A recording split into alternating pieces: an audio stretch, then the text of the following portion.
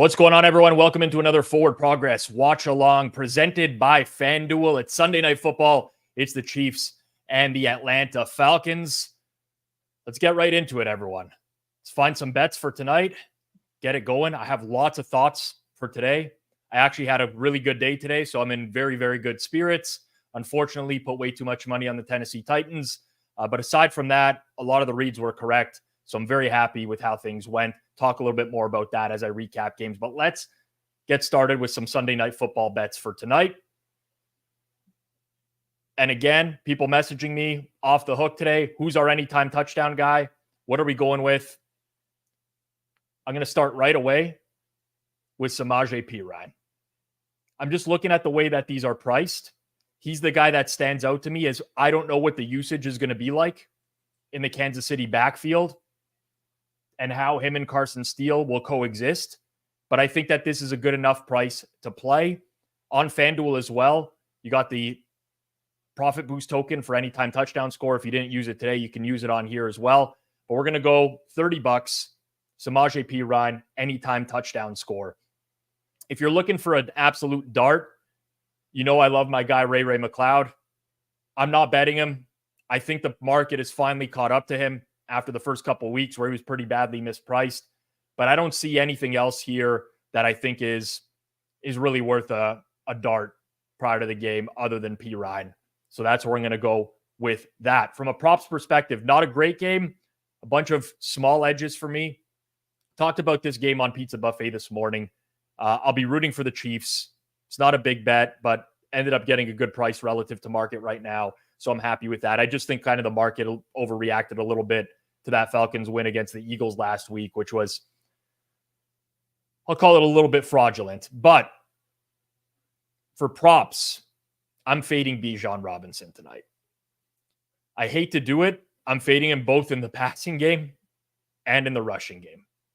It's scary. I'm putting a half unit on both. He's a very explosive player. I love him. But I really think that KC's path to success is putting the clamps down on this guy and forcing Kirk Cousins to beat them. Cousins still hasn't looked good, pretty immobile. This isn't like Aaron Rodgers, third game removed from an Achilles, where he looks, really good. Cousins is struggling right now. So I'm going half unit on Bijan under rush yards and under receiving yards. I hate to say it, James. I'm not rooting for an injury, but if the guy has a broken toenail or something, needs some fluids, has to go in the room for an IV, anything to get this guy off the field, I'm for it. No serious injury, though.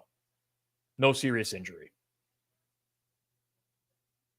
Also, in this game, I talked about it this morning, put my money where my mouth is. I'm going Justin Watson under. Now, the receiving yards has been bet down a little bit from this morning. I'll go under on receptions for Justin Watson. I'm scared at some point they're going to work him back into the offense.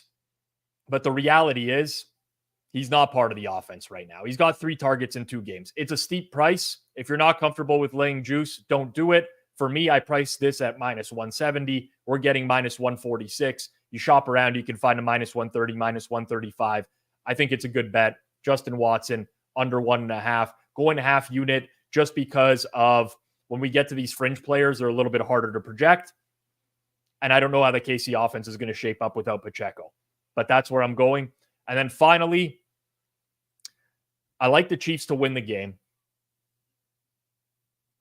I'm going Patrick Mahomes under passing yards.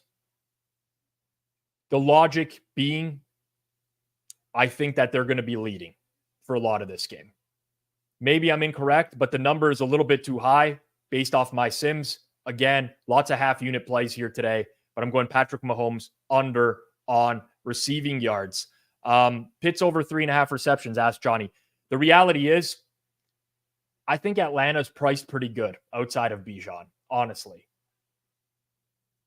I was looking potentially at doing the same Darnell Mooney SGP, but I'm not going to do that. By the way, we got a poll going on right now. Vote on the poll. I will build an SGP right before the game. We can all cheer together tonight. I see a lot of you in the chat who I'm very familiar with, and hopefully we got a lot of the same rooting interest tonight. But we'll build out an SGP for tonight's game here shortly. Jason, you're allowed to come on the screen now. We're 5 minutes into the stream. You're good to go. I know you already built out an SGP.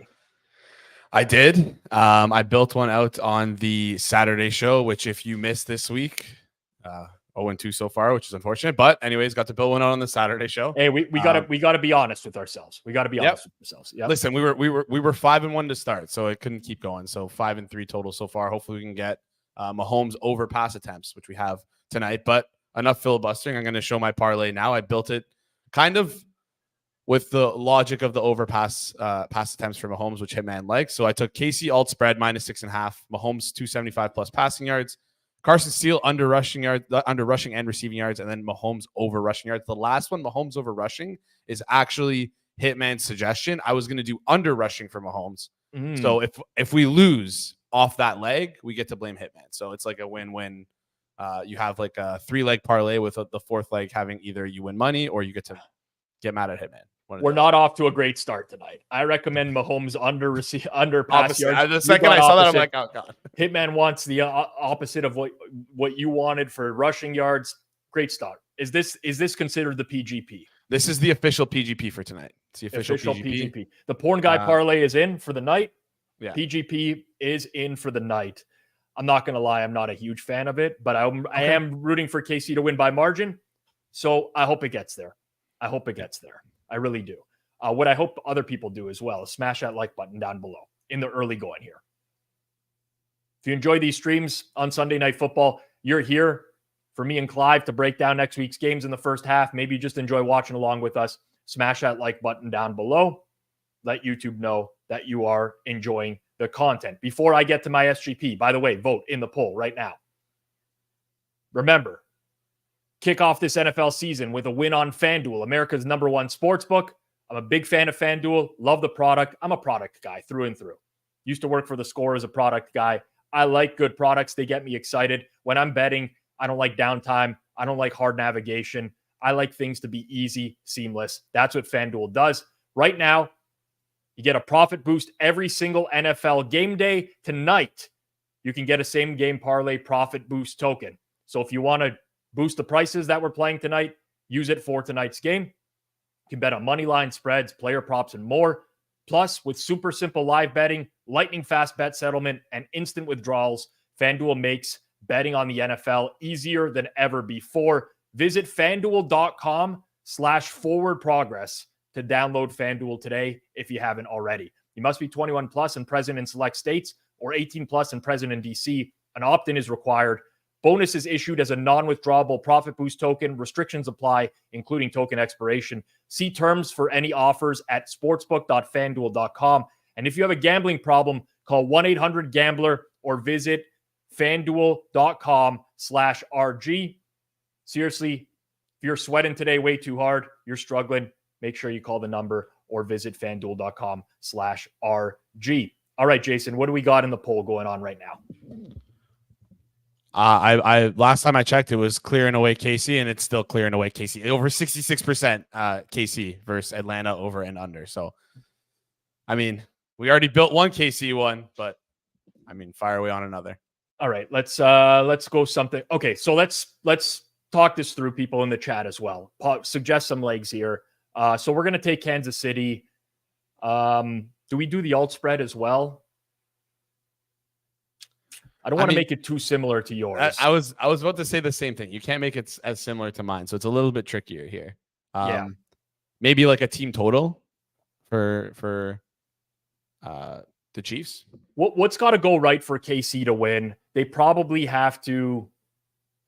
I mean, they can win in a lot of ways. They've won really. There's a lot of paths. There's a lot of paths to success for Kansas City here. Let's go with a Xavier Worthy alt receiving yards, and hopefully he breaks something. Let's look at maybe like a 50 plus or something along those lines. All right. We'll take KC spread because that's what the people want. What are we seeing in the chat? The problem with people, yeah, I like over sacks, but the problem is that Mahomes doesn't take sacks is the problem. So it would be like KC sacks, Maybe can we put in a Chris Jones sack into here? Yeah, if it's up, we definitely can. Yeah, Chris Jones to record a sack. I mean, it's not a great price. Let's be real here, but yeah, that's the problem. Bijan. But we're not rooting for a blowout. We're not taking alt KC. This is just a script straight for a KC win. Yep. It's a straight KC win. So when I was thinking about this game and like the iterations of what could happen, like no Isaiah Pacheco is obviously massive. Is it just Mr. Familiar for Patrick Mahomes, where he just heavily relies on Travis Kelce in this game? I don't know. Like his receptions are 4.5. The problem is, right? Kelce looks like he's stuck in quicksand when he's running right now. We got to get something in really quickly because we don't have a lot of time. So I'm thinking let's go back to KC alt spread. Take off the -3. Let's go 6.5.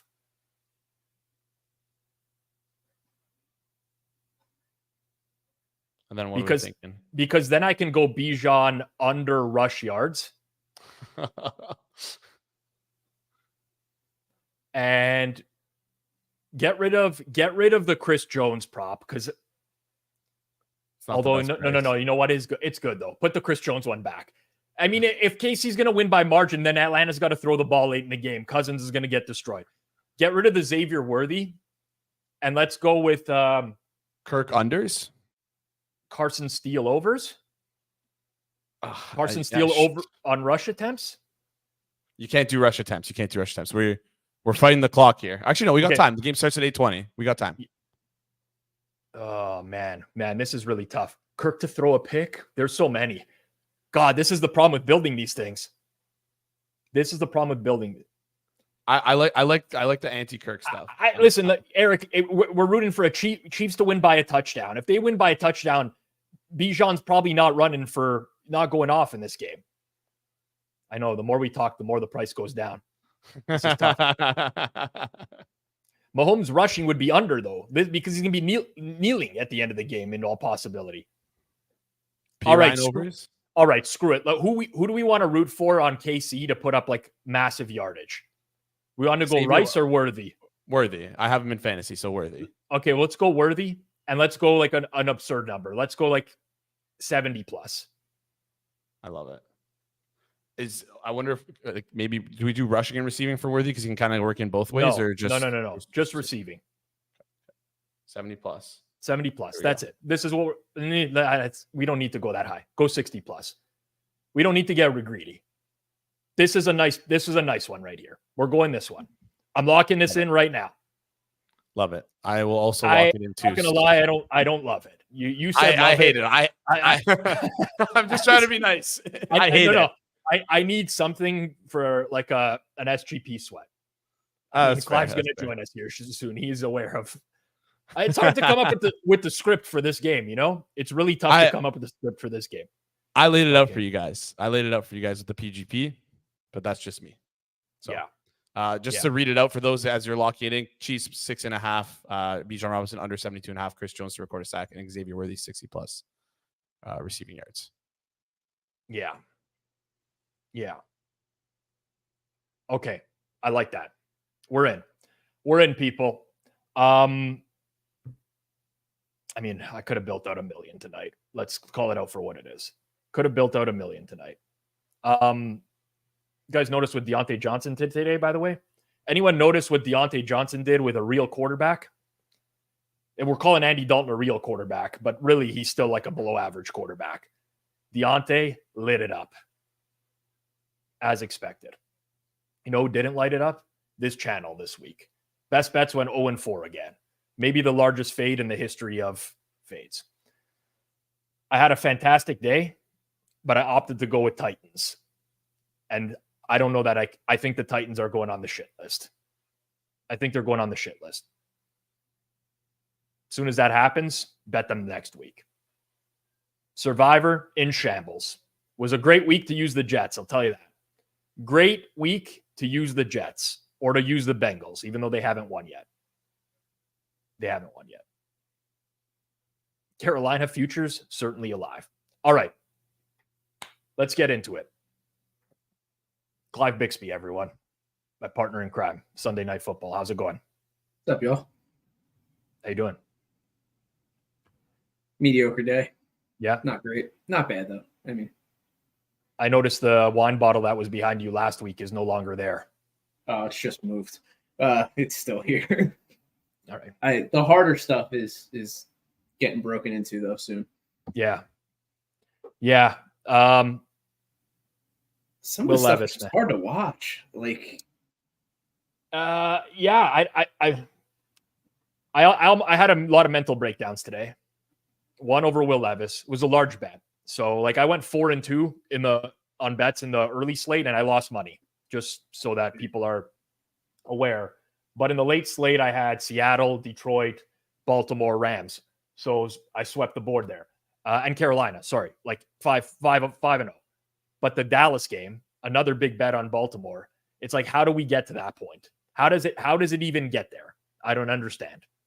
yeah, how that was a sweat. I mean, that's the Ravens, though. I mean, how many times has that happened in the last 2 or 3 seasons when they've been up multiple scores and they try and run out the clock in the third quarter and doesn't really work out for them, and it turns into a sweat. And sometimes they lose those games too. The weird thing is, like, okay, the Ravens have done this for years, but the Titans, when they used to have Derrick Henry, if they had a lead in the second half, they would milk that lead to death with Henry. It was just like Vrabel would pound Henry over and over and over. And then like he's on a new team now and they're having success. I don't even know what was happening in the second half. It's like I wasn't even paying attention to the game anymore. It was like 28-3. I'm like, all right, I don't mark it in the spreadsheet until it's officially final, but I was already about to do that. And I'm like, I'll wait. It's a good thing I waited. I almost had an aneurysm watching the rest of that game. Well, I mean, I feel bad for any 49ers guys that had them in Survivor. I mean, that's a rough loss. Yeah. Yeah, that's there's a lot of disastrous losses today. There were some late plays too that were, I mean, the Dallas Gobert, or I always fuck with his name. The 60-yard run after the catch in New Orleans, that was a wild play. Yeah, Dallas Goedert. Yeah. That was like the Saints were playing man coverage and just collided running across the middle of the field. It was listen, this is the NFL. It's up and down, right? Like I can tell you right now there's so many times where when shit just doesn't go your way, and there's times when it does. Like Jared Goff threw a pick 6 today. It happened to be at the 2-minute warning, and like listen, the clock did turn 2 minutes before that, but it was almost instantaneous. It was nuts that they whistled that. I never see them whistle that like that. That could have changed the complexion of the game. Like there's these little plays that happen that don't show up in the box score that, influence the outcome of the game. And that's where we're at. These weird high variance plays that, the expectation of anything serious isn't there. They're just hoping for a first down. All of a sudden they get 60 yards out of it. Yeah. You mentioned Colts Bears, probably the worst quarterback play of the day. Like, oh my God, man. Who wanted it less? Like, I mean, like, yeah. They called the Richardson interception, like forward progress was stopped on that I didn't play. hear a whistle. And then they allowed the touchdown later in the game where there was like forward progress had been stopped for like 5 seconds. Yeah, and they got Trey a big Sermon's shove. touchdown. It was ridiculous. This is the most ridiculous league, man. It's so inconsistent. If it was consistent, it would be one thing, but it's often not. And even in the same game, it's not consistent. Yeah. I mean, I agree with you guys. Listen, I'll say it as a Lions fan. I caught a break there. I caught a break. Also caught a great break right now with my wife bringing me a coffee. Look at this. I was like, I forgot to make a coffee beforehand. Look at that. That's top shelf right there. Yeah. The other night, we were talking about Mudang on the stream. You familiar with Mudang? No.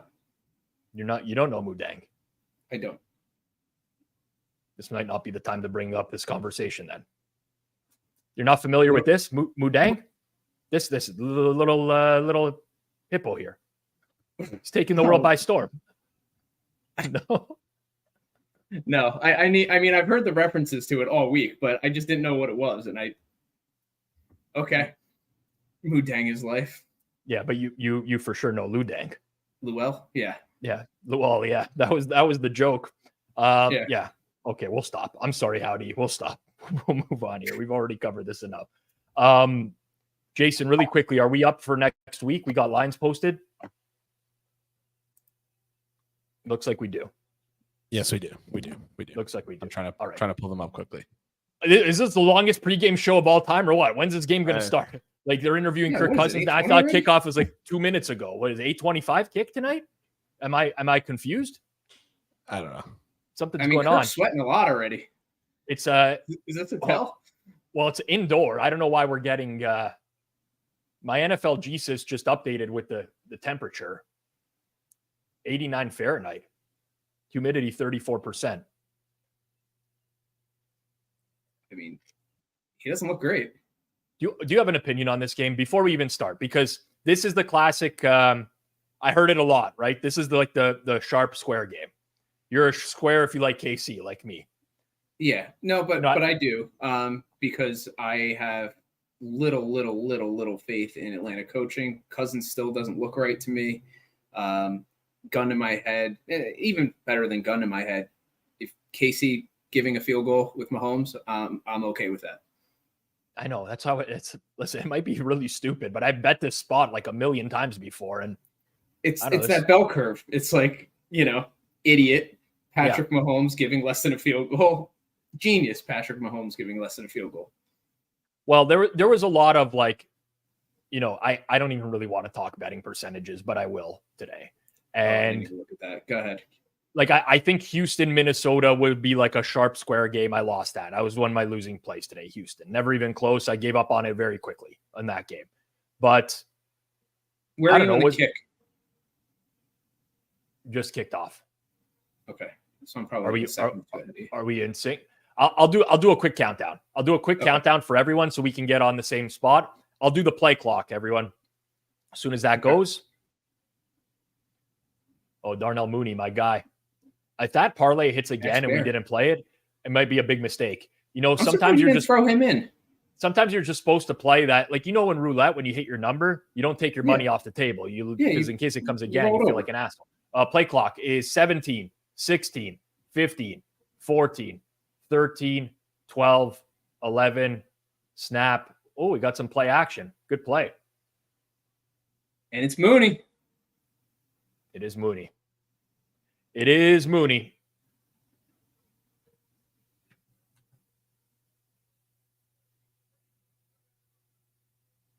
All right. Watch a little bit of this first quarter, then we're going to get into the games because I have a lot of thoughts. There was like 1 million injuries today, by the way. So many that I'm pretty sure I didn't capture all of them. All right. So I like the Vikings. You are on the quote unquote square side of Houston. I had no opinion in Denver, Tampa, really. I took Denver, but very reluctantly, and I should have bet it more. I just, for obvious reasons, I didn't bet it more because but Bo Nix fucking slayed today, man. Bo Nix looked great, and Baker was that O-line, right tackle, huge problem for that team, huge problem right now. So the left tackle on the Chiefs and that whole situation is the reason why I can't get behind a bet for them right now. And it's why I was this close to betting the under today. Yeah. What was your number? I didn't see it on Pizza Buffet. What was your number for KC, the total here? I have it. Let me see. Let me just pull it up quickly. Might have changed a little bit since the last sim. 45.9. Oh, more Mooney. Wow. Well, that's good because this parlay would pretty much be cooked. I think he was 2.5, lined at 2.5 today. Some 2.5, some 3.5 for receptions. 2 passes, both to Mooney. I was looking at him for yards. I was thinking you guys should go a negative correlation in the parlay. I should bring you on for this next time. I was out of ideas. I should have brought you on. I was literally staring at his number.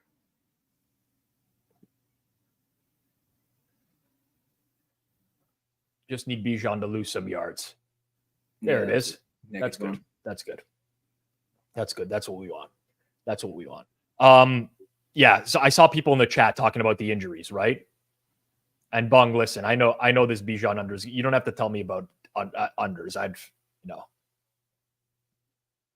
I got it. I get it. Some like huge injuries across the board. Philly had a bunch. Cleveland is a disaster. The Chargers are a disaster. Miami had a ton. Like it across the league, the first couple of weeks was kind of quiet from an injury standpoint. And then so down. What happened in Cleveland? I mean, I know there were a lot of injuries coming into the game. That was the one game that I probably saw other than highlights on Red Zone. I didn't see any of that game. So Cleveland lost their left tackle, Jedrick Wills, who came into the game like first game back. Anyway. They lost their backup tackle, James Hudson, in the game. They lost their right guard, Wyatt Teller. The right tackle's out, Jack Conklin, so he was already out. Myles Garrett left, hurt. Amari Cooper left late in the game. Like, disaster. Who's on the docket for Cleveland next week? Cleveland is at Las Vegas. Cleveland low-key is shit. Like, I don't even know if it's low-key anymore. Like, they lost the Giants at home. They're shit. Yeah. Really, really, really, really, really bad. We got 1.5 for next week. I just want to watch this drive play out here, and then I can get into next week's games. The Panthers was the bet I was happiest about this week. So happy. So happy. Division futures, playoff, make the playoffs bets are now live somehow. Don't ask me how, but they are. They are live. Hey, if you got those futures for the Panthers, the Saints loss isn't a bad thing today. Yeah. The problem with this, Bob, I don't know what price I would need here because they'll just go to Jameis at some point and he'll win them a few games. Mm-hmm. Like Deshaun won't. Oh my God. Can you be more open? Oh, wow. Blown coverage. Drake London. There's one USC guy that can actually do something. There's very few of them in the NFL nowadays. Great drive, Atlanta. Great drive. Oh, block the bots. That's not good timing on this, Max. Not good timing at all. You know what we do in situations like this? You called it. We pull up the live line and we bet the Chiefs before they've even gotten offensive possession. I mean, that was just brutally blown coverage. Yep. Plus 108. What's the under? 51.5? Yeah, let me just quickly take a look and make sure I'm getting a decent price here. I don't want to just take a dumpster price. No, 108's fine. It's pretty much the same across market. Okay, I'm going to half unit KC money line. This will be one of those games where I definitely lose a bunch of money. Where did this drive come from? I was just going to say, I mean, I don't know if I would expect that to continue, if that's just scripted plays. And the NFL is like a week-to-week league, man. Like some of the stuff we saw today, Panthers offense, Broncos offense, Saints offense just like completely fell off a cliff today. It did. I mean, Steelers-Chargers was a sluggish game. That's a word. I don't think that it is. The Dolphins were terrible with Thompson and Boyle. Yeah. Thompson was that hit he took. That looked like a serious hit. Let's put it that way. Levis is trash. Somehow people can't game plan for LaFleur running the ball with his quarterback. Are we not all expecting this? Like, what is happening in these plays? I know he scripted and schemed some of them great. I'm not trying to take that away from him, but it's just the lack of discipline in both these last two games from the Colts and from the Titans on some of these early read options. And like, what the fuck are you doing? I don't have an answer. I'm still going to maintain that Malik Willis is not good. This guy just got cut from a roster that's going with Will Levis and Mason Rudolph. He can't be good. But that coaching staff is great. Like LaFleur, I don't know, man. I honestly, sometimes you got to just like look at the coaches and be like, yeah, this is a pretty big coaching mismatch. And I kind of, anyways, I've really struggled with that. All right, next week's games. Let's go rotation number order. We'll start with Dallas and the Giants. Dallas on the road at the Giants for Thursday night football. Just thinking of injuries for this. The Giants had some corners leave today. Andrew Phillips left. Adoree Jackson, who's now backup, left. Nick McLeod is already out. So like they have no corners basically. Not like they had any going into the game.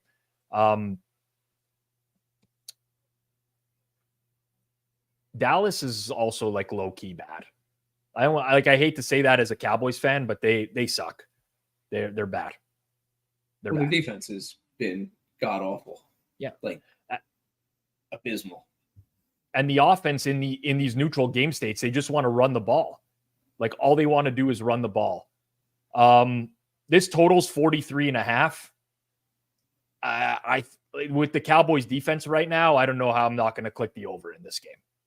I was kind of just thinking the same thing. And I mean, at least some of the highlights that I saw, Jones to Neighbors is a decent little connection that they have going on now. So as long as Daniel Jones has like an inkling of time, Jesus, can you please catch the ball?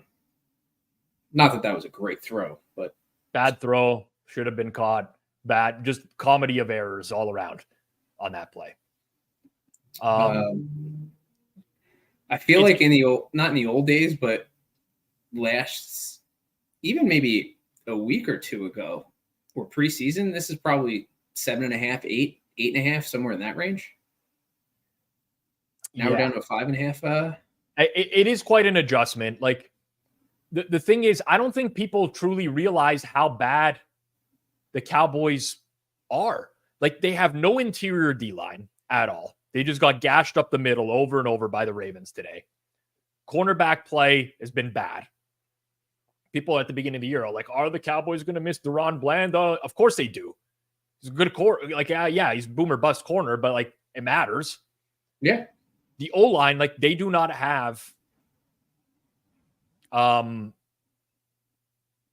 don't have like, they gave a first down on that previous play. That was weird. Yeah. Definitely went out of bounds short of the. Worthy's got quick 17 or 18 yards, something like that already. Also, like, I mean, they're ruling that a pass, but that was backwards. That should be a run. I was just going to say that's a run. I mean, it's been ruled a pass. You're so anti your own parlay. What's going on here? Like, I'm just like those are good things. Those are good things. I'm not. I'm a realist. Okay, I like to keep it real. Okay. I like to keep it real. Here's the problem with the count, and here's the problem with the total. In the neutral game states, Dallas still thinks they can run the ball behind this O-line. They can't. They need to get into a state where they are trailing for the offense to be effective, as sad as it sounds. No, because that's fair. But it's bad defenses. Like these are bad defenses.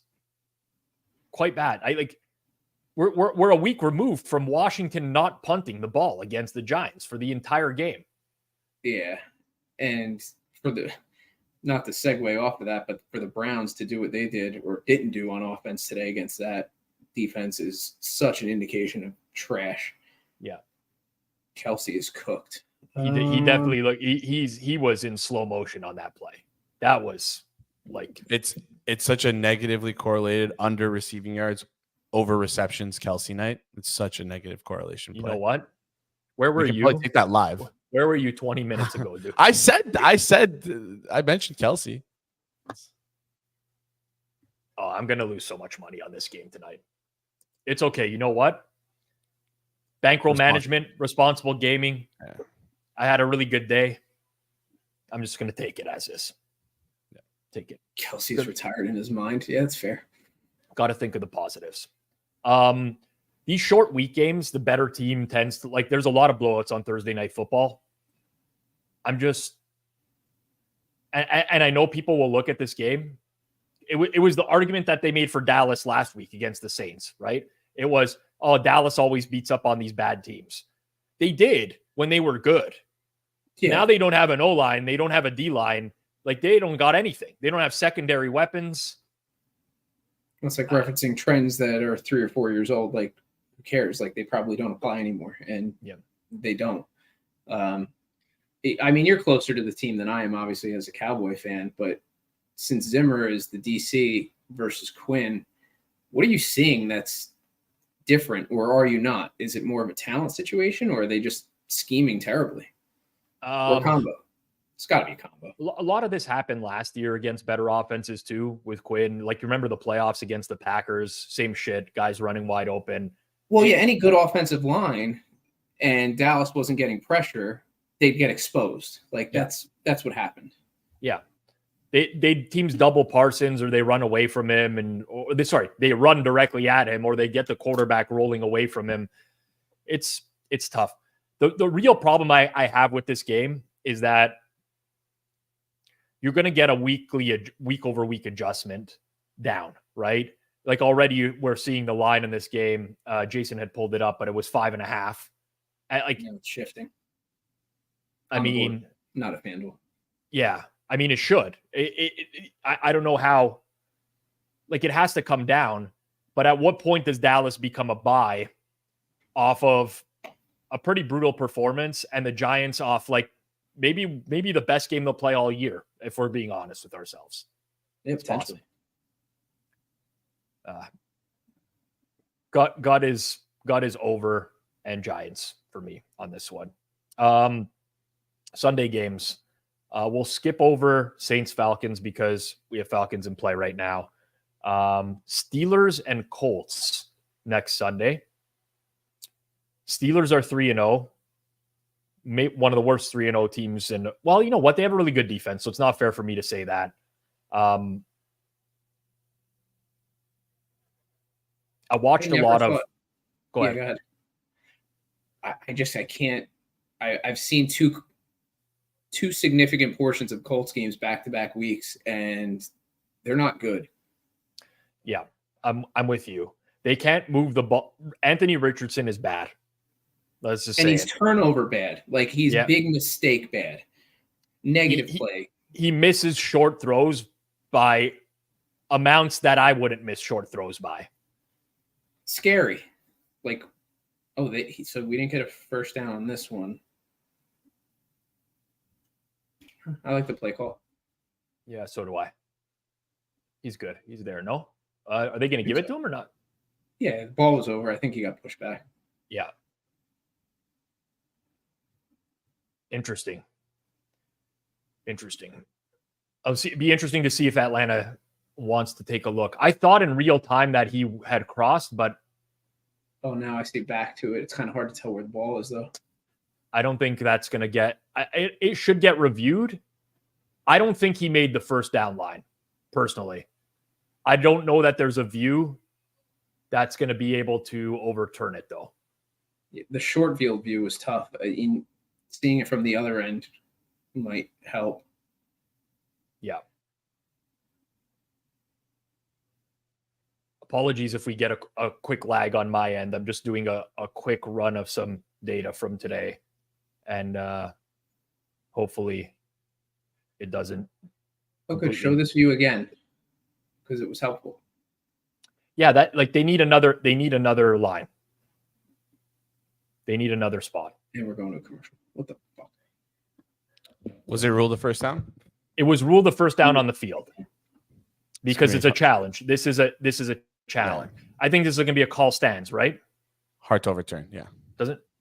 Hard to overturn. They only showed one view, so as of right now, yeah. I don't think. Why don't you set a line on it, Jason? I'll bet into you. Three-way market or two-way? Stands overturned and confirmed. This would be a federal crime. You'd be running an illegal bookmaking operation. Okay, you're trying to. It's how is that? I'm trying to teach you. I'm trying to teach you life lessons, and you failed miserably right there. Okay, sorry. Well, they were hypothetical bets anyway, so Yeah, they were. I wouldn't have challenged this personally. I also thought the previous play was a first down. That's where I was like, that one wasn't a first down. Like, yeah, like this is 100% going to be ruling on the field stands. It's a sweepstakes book, so it's okay. Oh man, no, you know what? Nowadays, you have to have like a reason. If the reason for firing him, I guess the chat, like his approval rating is very low, so that could be reason enough. I feel like I have given tons of reasons right now with all this PGP stuff, but like no, PGP is good for business. Oh, okay, but I feel okay. But if you need an excuse, that's like I don't know. The second you don't want to be the PGP guy anymore is when we're going to have a real problem. Okay. I don't think I want to be him right now, but I. Yeah. What game were we doing here? We were doing Pittsburgh Indy. Yeah. Yep. And saying how Indy was terrible. People in the chat, Pittsburgh's the worst 3-0 team in the last 5 years. That kind of stuff. I kind of feel like they're going to be 4-0, to be honest with you. Alex Highsmith got hurt today. That's one to monitor this week. Their D-line is really good. The Colts, they're a tough watch, man. I bet the Colts today. Again, the Bears were so bad. Again. And you got two quarterbacks that could not hit a wide open, I guess the call stands. Oh, that was a bad throw by Mahomes. That should have been a tutter if he let him.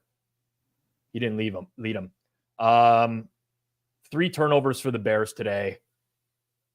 That was basically what did the damage for them. Pittsburgh, dominant box score. I mean, they were teeing off on Herbert, and then Herbert got hurt. Rashawn Slater got hurt. Joey Bosa got hurt. Not learning a whole lot.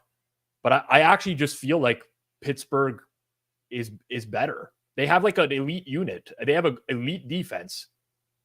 Yeah, and they're not beating themselves either. Like they are game planning with Fields pretty well to the point where they're just kind of playing to his strengths. I do think Pittsburgh won't have a hard time running the ball on them. And if you can scheme Fields into some of those runs, I think Pittsburgh games don't tend to get ugly, but I don't think it'll be a game where the Colts feel like they're in it all that much. Yeah, there's some early like 40s out there and 39.5s. FanDuel's 38.5. I think FanDuel's a good number, and it still might get bet to the under.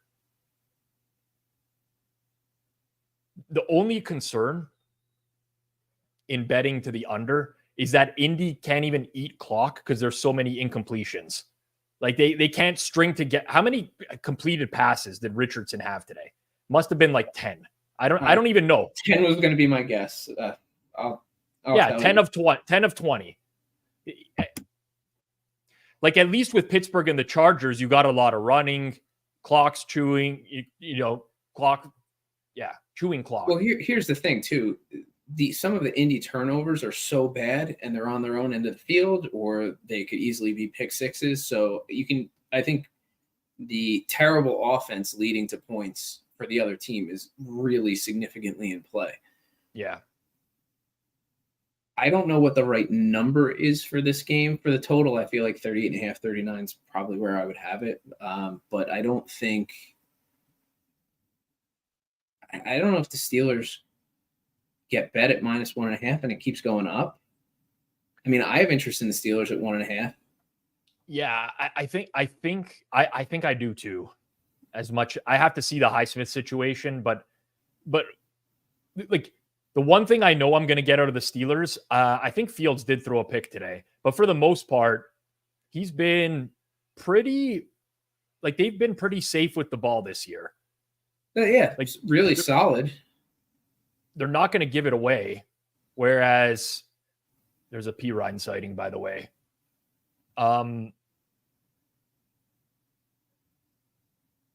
Yeah. Yeah, Herbig is solid too. They have really good players all around. I mean, Cam Hayward's been great to start the year. Yeah, so Jamil asks, wasn't everyone high on Richardson last year? What happened to him? The first game he played, he was like a human bowling ball, scored a couple rushing touchdowns. The accuracy's just not there, though. He's missing wide open guys, too. So it's not like he's throwing bad contested balls and those. He's just missing wide open guys. Yeah. Okay, let's move it along. Jacksonville, Houston, we'll save that. Jacksonville is in action tomorrow night. This one I'm really interested for. Minnesota, Green Bay. I'm wondering if there was an opener sent out. Some books sent one out. I don't think FanDuel's on the board right now for Minnesota, Green Bay. I imagine Green Bay is just going to be a small favorite in this game. Oh, we do have a number there. Thank you, Jason. Yeah. Green Bay 2.5. So this is a Jordan Love line. Minnesota's been upgraded a lot in market. A lot. I mean, and their defense, at some point, justifiably so. But at what point is it too much? So the defense is amazing right now. Like incredible right now. They like I don't view their defense on paper and say, well, this is like a vaunted defense by any stretch of the imagination, but they're holding good teams in check consistently. Oh God, what are you doing? Tough one, Mahomes. We're gonna have to live bet you again. I will. He has not been good this season. I mean, it's not the playoffs, so it doesn't really matter. It's like a classic. That was just a force into double coverage. It's completely on him. Completely on him. Do you think their turnover luck changes? Minnesota, possibly over time, but they have a defensive coordinator in Brian Flores that causes a lot of confusion. Yeah, he causes he's got these schemes and gets pressure. It's from different spots in the defensive line. He's a great DC. Like the Texans had a 30% success rate on offense today. That's nuts.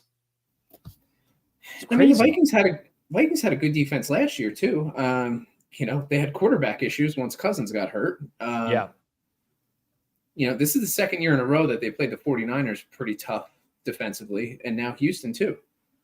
But this is the thing. Like, okay, they played the Giants in week 1, but they slaughtered the Giants. That game was over quick, completely dusted them. Whereas, you look at today, the Giants won a game. They haven't played good teams, New York, but when they did step up in class, they got smoked.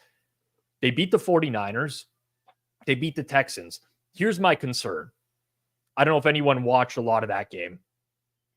The offensive line penalties for Houston. That Minnesota's home field, it's loud. Like these guys are there was one drive where there was like 3 or 4 consecutive false start penalties. It was crazy. How many did Tunsil have today? He was in orbit. He didn't know what was going on. But now they're going back out on the road. It's a little bit different. I feel like I would love to bet Minnesota here. I like fading quarterbacks when they come back off of injury, especially first game back. Don't think Love is going to be at 100%. I don't think Love he didn't look terrible. He didn't look bad, but he didn't look as good as he looked at the end of last year either. And I'm not talking about the Dallas playoff game. I'm talking about regular season. Like, it's not like he's coming back from a series of amazing play either. So I kind of lean towards taking Minnesota here if you're going to give me 2.5 points. Yeah, I have to think on it a little bit more because I do think that they might be valued as high as they're going to be in market. And I don't know. Maybe I'm wrong. I mean, listen, no, if Minnesota ended the season as a top 5 offense and a top 5 defense, it actually wouldn't surprise me. But are we buying them high off of beating Houston and San Fran? Possibly.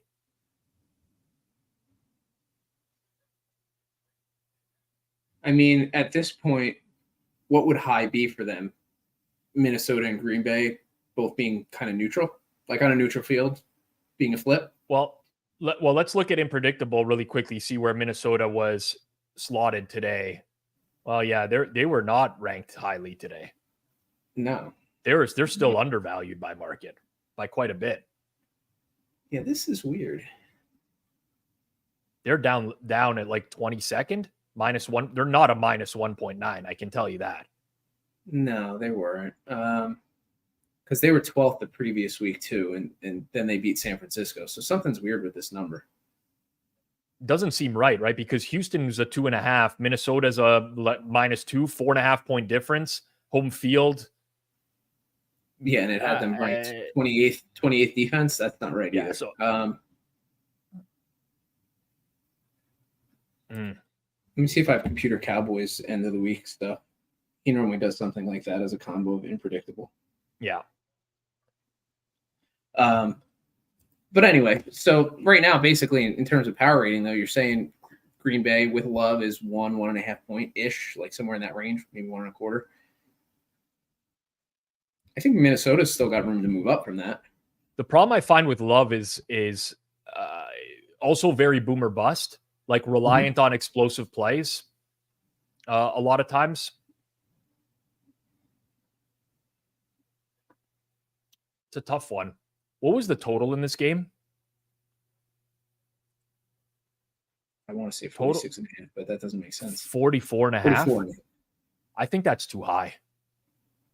Yeah, the market's moving below that. So the Vikings offense is good, but you're getting the boost of playing at home, in my opinion. This is different. It's grass, Green Bay, away crowd. Darnold really hasn't had, like, the road game was the Giants.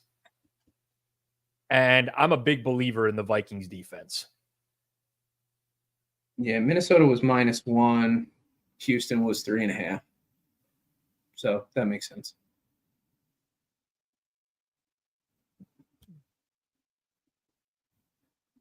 Oh, I thought that was caught for a second there by Pitts. It was not. This is going to be a punt, right? Like, there's a flag in the backfield. This first quarter is flying. Yeah. Flying by. I mean, Atlanta went basically 7 for 7 in positive plays the first drive. Yeah. Yeah, 44.5 seems high. I have to do a little bit of work on this one. I do. Yeah, this is based off of EPA per play, right? Minnesota be upper echelon on both sides of the ball right now. Yeah. And they've played good teams. Two really good offenses. Yeah. Instead of face, it looks like. I'd love to talk the next game, which is Cincy, Carolina, but since he's in action tomorrow night, because I did look at the look-ahead line for that. When Dalton went down the field on the first possession and scored a touchdown, I checked what that line was, and it was Cincy -7 at Carolina. I don't think we're going to be anywhere near that when this reopens. It depends. I guess it depends on what Cincy does. It's open. Yeah, we got some 5.5 at Fanduel, some 6.5s out there. So it definitely came off 7 already. I mean, pretty high total too at 44.5. Carolina's got an offense now. Like Carolina, we can throw the ball forward and not fall down. Yeah. I mean, this is like a real offensive performance. And by the way, the Raiders defense is not bad by any stretch of the imagination. Raiders have had a good defense going on a couple years now. So given some of these really bad younger quarterbacks, where do you have Dalton of your 32 quarterbacks? 24, 25, like in that range? Yeah, I would like I'm not talking about potential either or anything like that. Like right now, like okay, he's better than Deshaun Watson. He's better than Caleb Williams. He's better than Anthony Richardson. He's better than Justin Fields, I think. I mean, I don't know, but Fields doesn't have to do anything in that offense. He literally doesn't have to do anything. Better than Bo Nix. Better than Levis. Better than I think he's better than Minshew. Whoever said it in the chat this morning on Pizza Buffet, I think they were bang on about that. Better than Skylar Thompson. Or whoever's going to start there. So that's 8 guys. That's at least 8 guys. And you can make an argument he's better than Brissett. I mean, they're kind of the same. I don't know. You could make an argument he's better than Daniel Jones. Mm-hmm. Yeah, so in that 24-25 range at least. That's whereas Bryce Young was clearly 32. Bryce Young might I'm going to steal. Was he 62? I'm going to steal TA's thunder from our Forward Progress private chat.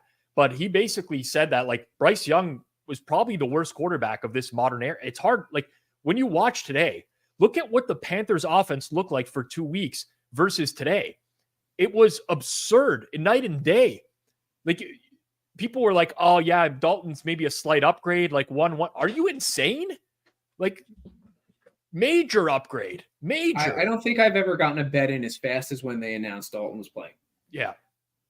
When the market steamed against me on that game and Raiders went back out to 6 yesterday, I almost never do this on weekends. I bet more Panthers yesterday. Are you kidding me? Raiders have to win by 7 for me to lose my bet? I know. Like listen, at some point, I've made lots of bad calls in my life. I made a bad call on Houston today. I made a bad call on Tennessee. But when I see the Raiders having to win by margin and Antonio Pierce is coming out before the game saying we want to run the ball and they can't run the ball, come on, man. Yeah. Come on.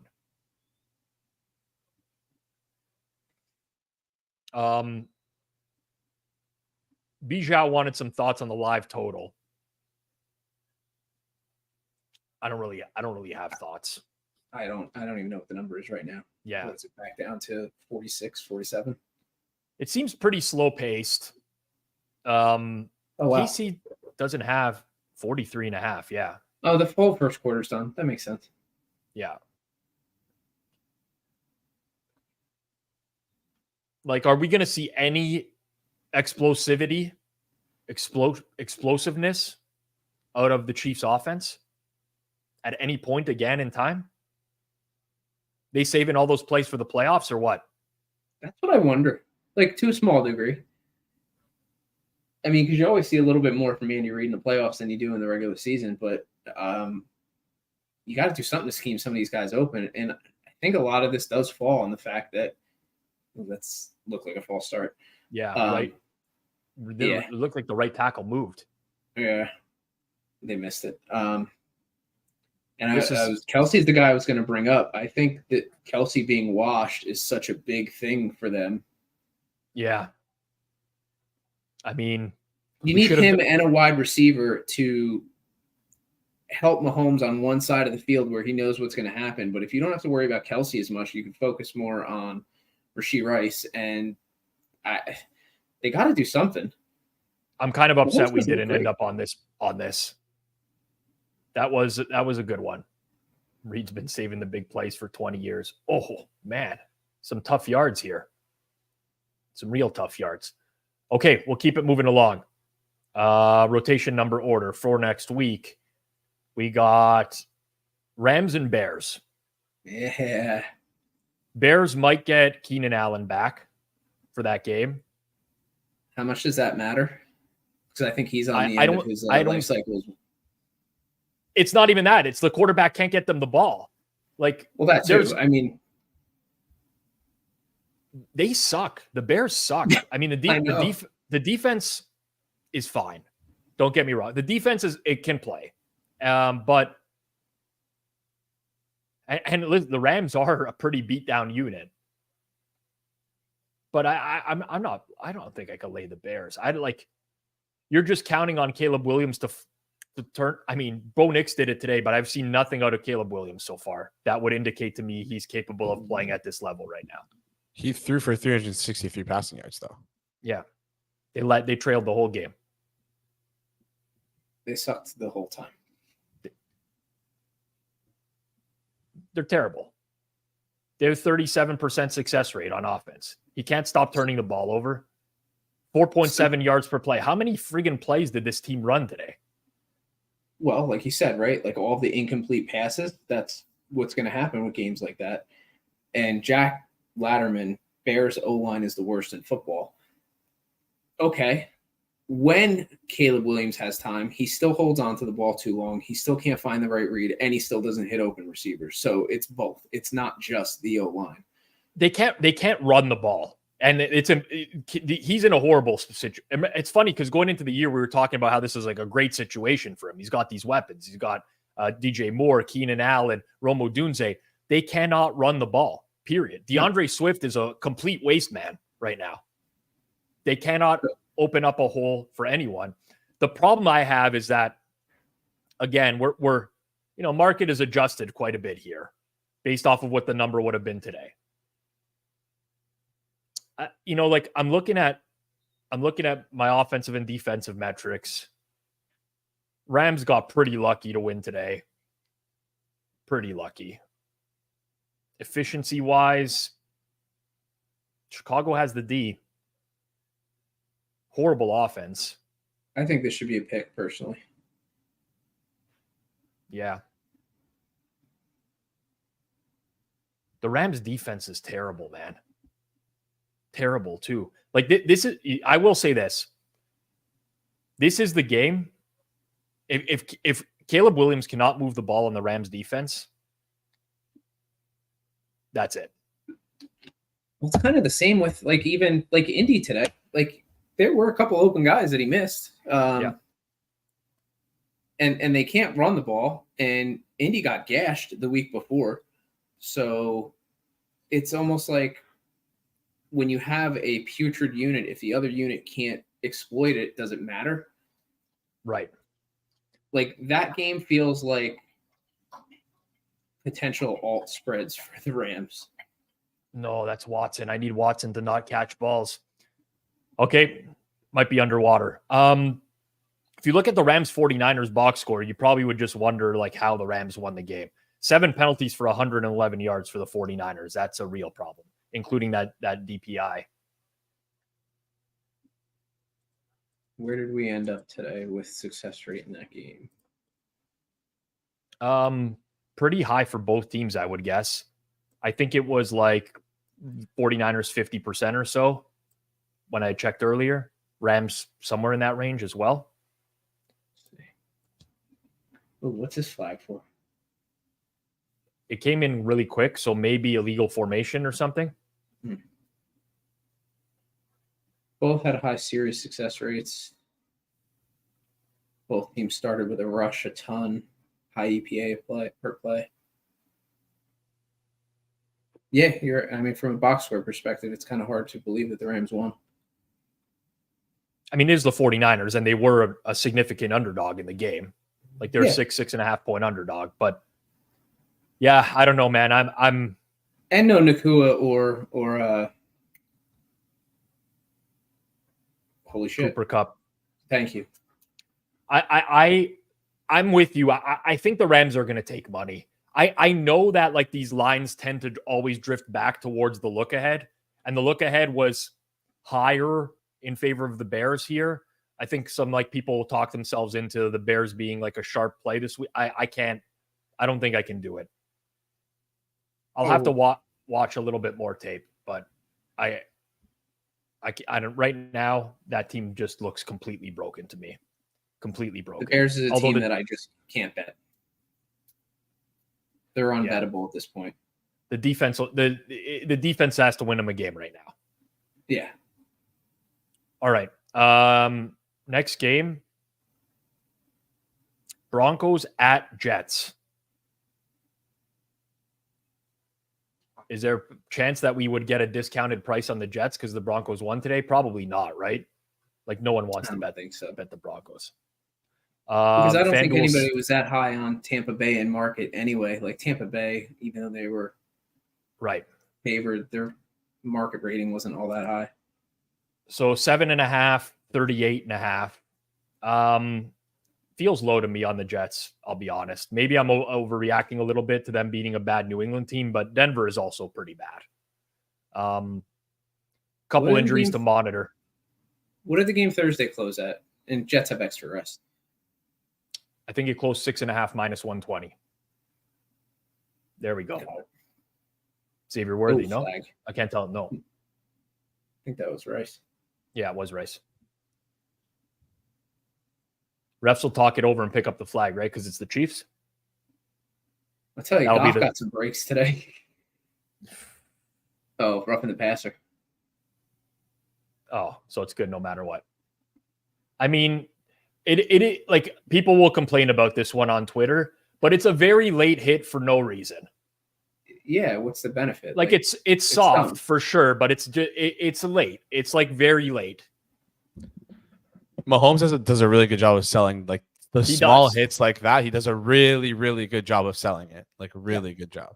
Even the ones out of bounds. That's so long after he released the ball. It's soft, definitely soft, but like don't touch the quarterback that far after that long after he's released the ball. And he does do a good sales job for sure. Yeah, I don't know. Like the problem with the Jets, and it was kind of the same reason I didn't want to bet them against New England. The Jets offense plays intentionally slow. So for them to build up margin, like think about how badly they beat the doors off of the Patriots in that game. The final score was 24-3. It's not like they scored a ton. It felt like they were playing a college team that day. Like the Patriots couldn't move the ball.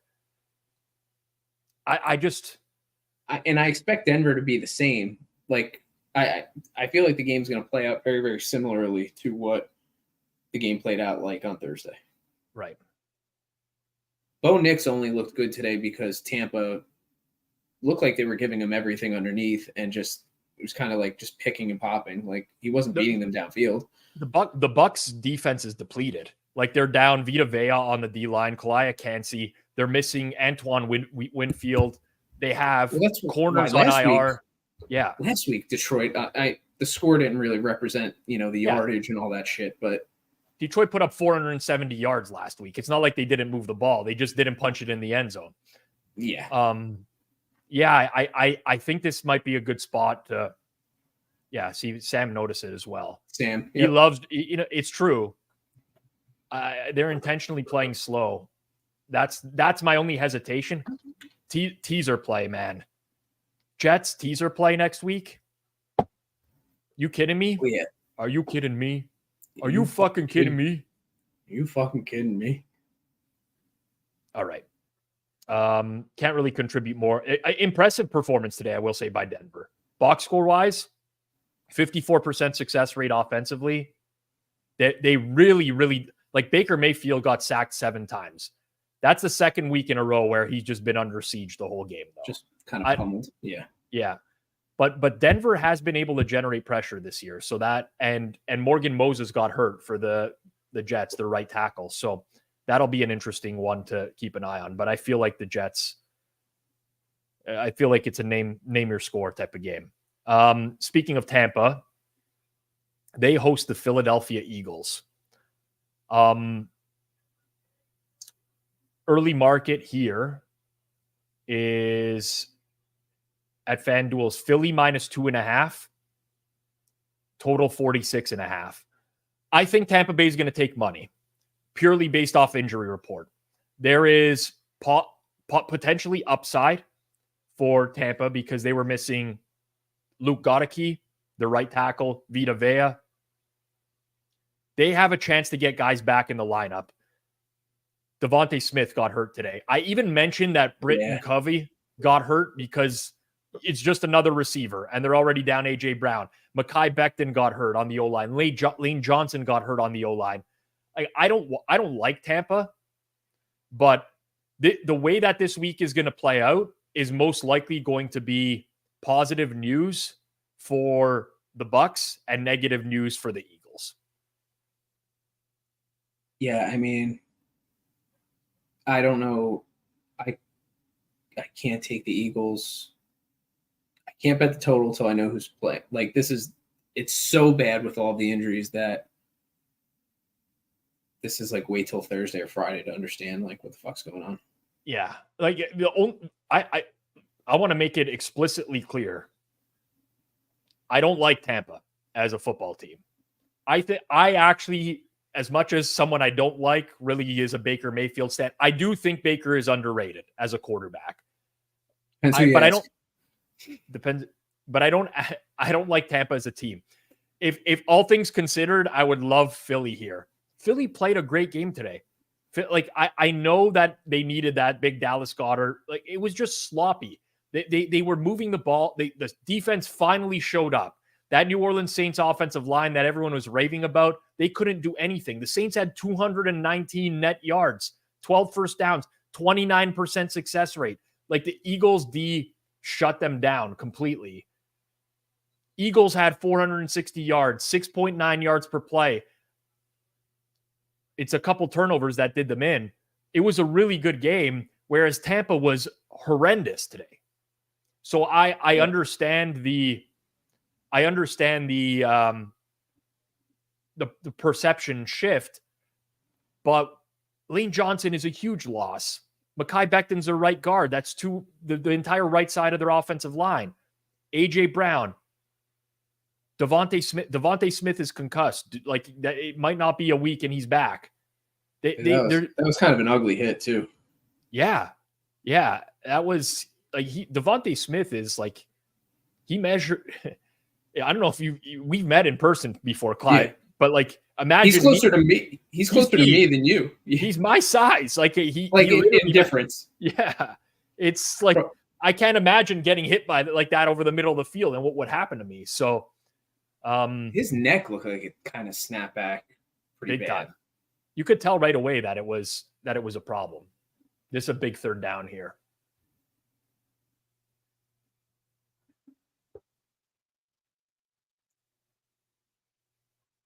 He had underneath it looked like what's the flag? Okay, so that what like I don't mind the decision. It's 3rd and 6. He takes a shot downfield. Roughing the passer. Yeah, roughing the passer. I'm gonna like Drake London slowed down on that ball. Did he not? Didn't it seem like he was? It looked like he came up like. Yeah. Chris Jones trying really hard to get us a sack for our SGP. Gets a rough in the passer. He must have thrown him down or spun him or something. I would like to see, what kind of replay was that? NBC, yeah. What are we doing here? Let's look at this guy that's just on the ground. Scott says Devontae is maybe 6 feet 170. I'm 6 feet 172. Just if anyone's ever seen me in person before. Imagine that me going over the middle of the field and taking that hit. We go to commercial break. Anyways. Did he throw him down? Dylan, we don't know. We don't know. We have no idea what happened. No, we'll find out, I guess, at some point in time. Just take the ref's word for it. Why show the replay? We only bet thousands of dollars on these games. Why would we want to see a replay? Yeah, I don't know. I feel like Tampa's got to get bet purely because of the injury news. And like this total 46.5. Again, what's likely going to happen this week? You're going to get a bunch of people ruled out on the Philly side on offense. And you're likely going to get defensive players back for Tampa Bay. Yeah. I mean, yeah, this is a stay away for a while because it's too hard to predict. Well, yeah, I'm just like you. We would do this last year. Which way is it more likely to move? Yeah, it's definitely more likely to get Tampa money and go that way. The only problem is like you don't have to rush to get a 2.5 either, right? Because you know, although like, 2.5 is a key number. Some people like to think that 2 is a key number in the NFL when it really isn't. But you don't have to rush. That's what you're going with. Well, there's more downside in betting it now. So I don't know. I honestly don't know. Thank you, Connor. I appreciate you. I take this as a compliment, deceivingly tall. It's not a compliment, but I'll take it as one. All right. Keep it moving. What do we got next here? We got, Washington, Arizona. We'll skip that. Washington in action tomorrow night. New England at San Fran. 10.5, 40.5 at Fanduel right now. New England will have extra rest. There's a chance they get the left side of their O-line back. Because remember, they were missing their left tackle and left guard against the Jets last week. If you're wondering, like, why the Jets were in the backfield nonstop, they just kept sending blitzes and New England couldn't block it. Oh, that was such a soft penalty. I mean, this is the worst roughing the passer of the entire season. I cannot believe that was called. He laid him on the. It was like he was laying him down in bed. It's like he was picking up a sleeping child out of the car and had to go lay them down in bed without waking them up. That's such a good analogy.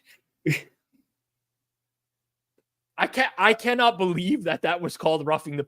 I was expecting Jones to throw him to the ground. Yeah, I thought that's why I said I thought he spun him and just but no. Any chance Drake May starts? I don't think so. I don't think so either because it's at San Fran. And I don't know that they want to give him his first career start at San Fran. Now, Brissett might have a shorter leash and he might come in even more quickly. Good throw. Oh, yeah. But another flag. What's the flag? Didn't look like it was on the defensive half of the field. There's been so many flags this year. Like today, there were so many flags. An absurd amount of flags today. Baltimore got flagged about 100 times today. Houston, over and over. Seattle had 1 million today too. 11 for Seattle. Commander Burger. If May does start, get me the player sack props. Yeah. Oh, defensive holding. Defensive holding. All right. It's going to the one. You know what this is going to mean? Gonna have to find another Mahomes live bet at some point. Fucking, there's no way that was a touchdown. There's no way that was a touchdown. Yeah, they're not calling. I'm in this. They're not. Oh, not calling it a touchdown. I said, did you guys not see that? Yeah. Well, okay. Hey, what just happened? I just saw it at the one. Okay, you're really rattled. This is a fantasy thing, right? No. This is the same situation I was in last week with Jalen Hurts. You need no Kyle Pitts touchdown. No Kyle Pitts touchdown. No Kyle Pitts touchdown for even more than what Jalen Hurts was last week. And he's out of the game. Yeah, he's on the bench right now. I'm so sorry, guys. I'm sorry. No, it's okay. It's you. Jason is shook. Holy shit, man. He came in there. He was fired up. Yeah. I don't know if he was having a stroke. I didn't know what the deal was. It's the same. He was really fired up. I'm rewinding, and I'm going to show you guys. Not Kyle Pitts, right? I was rewinding. No, you don't have to rewind anything. He clearly didn't get in the end zone, nor did I'm aware, but there was a graphic that came up on screen at the bottom that shows, like, you know when they score a touchdown. Yeah, I can never. There it is. There it is. Oh my god. Okay, let me show you. I'm going to get a picture and show you. Yeah. Whatever the graphics guy did that upset you. Look, so we believe you. The graphic was there. Is the graphics guy in the room with us now?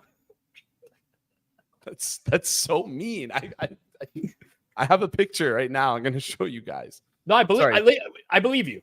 We all believe you. Get off the screen. Get off the screen. The chat believed you. We all believe you. We all believe you. What's the live line on KC? Let's see what we got going on here. Yeah. Let's lose some more money on Kansas City tonight. Actually, you know what? Maybe I won't. Maybe I just won't bet them again at plus 128. Maybe I'm done with this team. Let me just take a quick look. See where we're at in market right now. I mean, that's a good price. 128. Like, if you want to bet the Chiefs, bet it at Fanduel right now. Seriously. Good price. Plus 2.5, plus 100 is also a great price. All right. What kind of Chiefs alt lines can I get right now? Let's do a fat finger click here. Yeah, sell the points, get Chiefs minus 2.5. Something like that. Okay. San Fran and New England. What is it, 10.5? Yeah, like I feel like I can't really do anything until I know about Debo and Kittle, right? Like San Fran with full complement of offense, I probably want to lay the points. San Fran without full complement of offense, I probably don't want to lay the points. I think it's as simple as that. Yeah, I mean, would you have interest in the Patriots at 10.5? You know, like I'm trying to decide in my head if it was just a terrible spot for them this week, short week, first time head coach, or if they're just like now really bad, like what we expected them to be going into the year. That I don't know yet. Yeah, it doesn't look like the market's adjusted all that much off of. It's more. It looks like maybe San Francisco's dropped a little. Yeah. Yeah. Since we started the show, by the way, Giants have taken money. Pittsburgh moved to a favorite on the road. They got bet pretty heavily. Those are the main ones so far. Okay. Keep it going. Got to try to get through these games by the half. Cleveland, Las Vegas. So I mentioned all the Cleveland injuries earlier. Jedrick Wills, James Hudson, Wyatt Teller, Jack Conklin's still out, Myles Garrett, Amari Cooper. It's pretty rough. Raiders had a few themselves today. Marcus Epps got hurt. The right tackle got hurt on top of that. I mean, as long as Deshaun Watson keeps starting, I don't like Cleveland. Like, they're going to be a small favorite on the road here, right? Yeah. Yeah. And 39.5, that feels like too much. Yeah, I'm with you. Who's going to, like, is there a chance Aiden O'Connell starts for Las Vegas after today? Because I want nothing to do with that guy. They pulled Minshew late in the game and O'Connell came in. I don't want anything to do with O'Connell. I'll tell you that right now.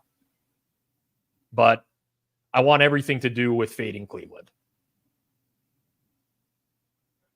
These are two teams right now that I can't get behind. So this is where I hate life. And then I end up betting it under. And then weird shit happens. Like, Cleveland has the worst offense in the league. Well, now that Bryce Young's not playing, yes. And their defense is not, like, hasn't been lights out good either. I mean, look at that box score today. They got, I don't want to say carved. They didn't get carved. But the Giants moved the ball. Like, Giants had 21 first downs today. How many yards did Neighbors have receiving? Neighbors played well, man. That guy's this receiving class is for real. Malik Neighbors, receiving yards. He had 8 for 78, 2 touchdowns. He was targeted 12 times. Did Singletary lose another? Yeah, Singletary lost another fumble today. Daniel Jones Also, played fine. I saw this. What's that guy's Twitter handle that I like? DGen Weekly. I like that guy. I'm a fan. I met him at Bet Bash. He's like a more recreational bettor, but he's very real with his audience and like tells it how it is. He picked up on something that I was going to tweet about in almost the exact same moment, which was like, why are the Browns, Stefanski, stop running play action? As soon as Deshaun Watson turns around, there's guys in his face immediately. It was like watching the Patriots on Thursday night. Enough with the play action. You can't block anyone. You're not blocking anyone. You can't have your quarterback turn his back. That's I don't like either of these teams, but I feel like I like Las Vegas a little bit more right now. As sad as that is. Even coming off a blowout loss to Carolina. Yeah, these mediocre road favorites don't seem to play out so well so far this year either, for whatever reason. Are we sure on 39.5? I know it's in a dome, Allegiant. That's what I was saying. I think that's an auto click under almost. Yeah, that's like I was expecting 37.5. That was the number I had. That seems, especially with all the injuries too that Cleveland has on their offensive line. I mean, they're playing like dog shit. Like, this just doesn't feel right. I'm with you. And listen, like, if Myles Garrett misses the game, I'm not going to suggest it's not a big blow. It's definitely a big blow, but the Raiders offense sucks and they want to run the ball and they can't run the ball. Like they're just wasting plays. Like Antonio Pierce just wants to run out the clock if he could. Yeah. Him and Luke Getsy are a match made in heaven. These two clowns. That was such a sloppy. You think Reed's going to go for it? What the fuck they were going to do? Reed's he's like, I don't know. It's a long two, guys. I don't know. I don't know with these play calls. I mean, when you call that on third down, isn't it because nope, guess not. Like, wow.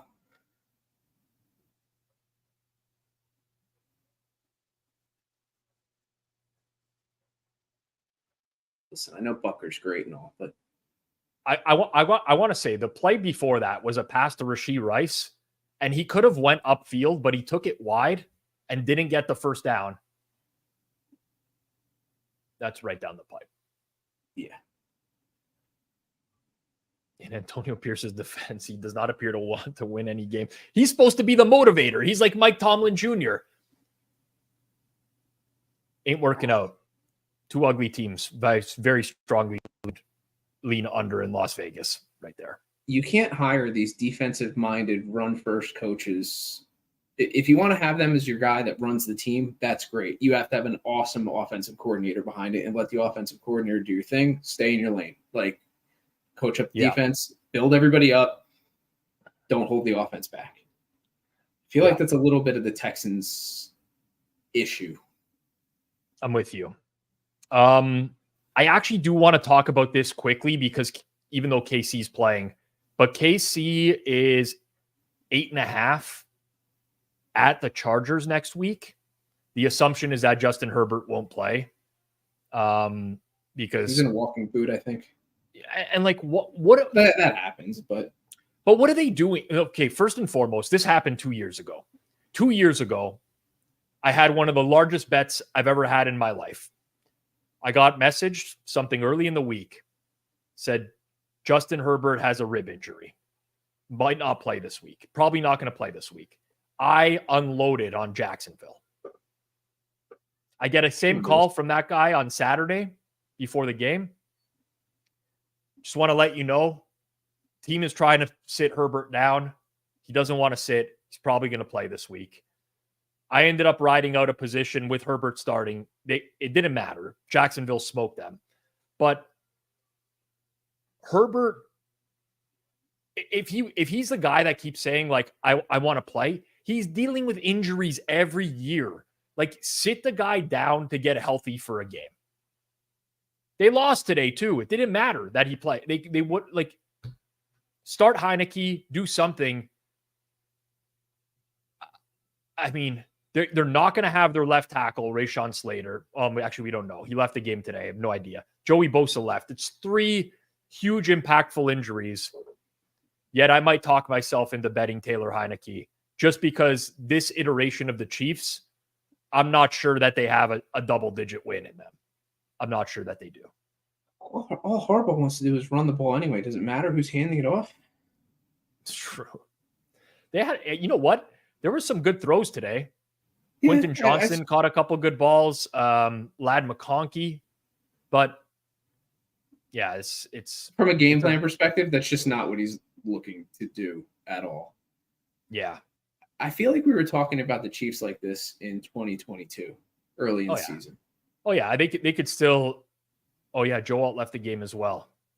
That I didn't know. I didn't see that. Okay, I thought he came back in. I'll double check that. I thought he came back in for plays.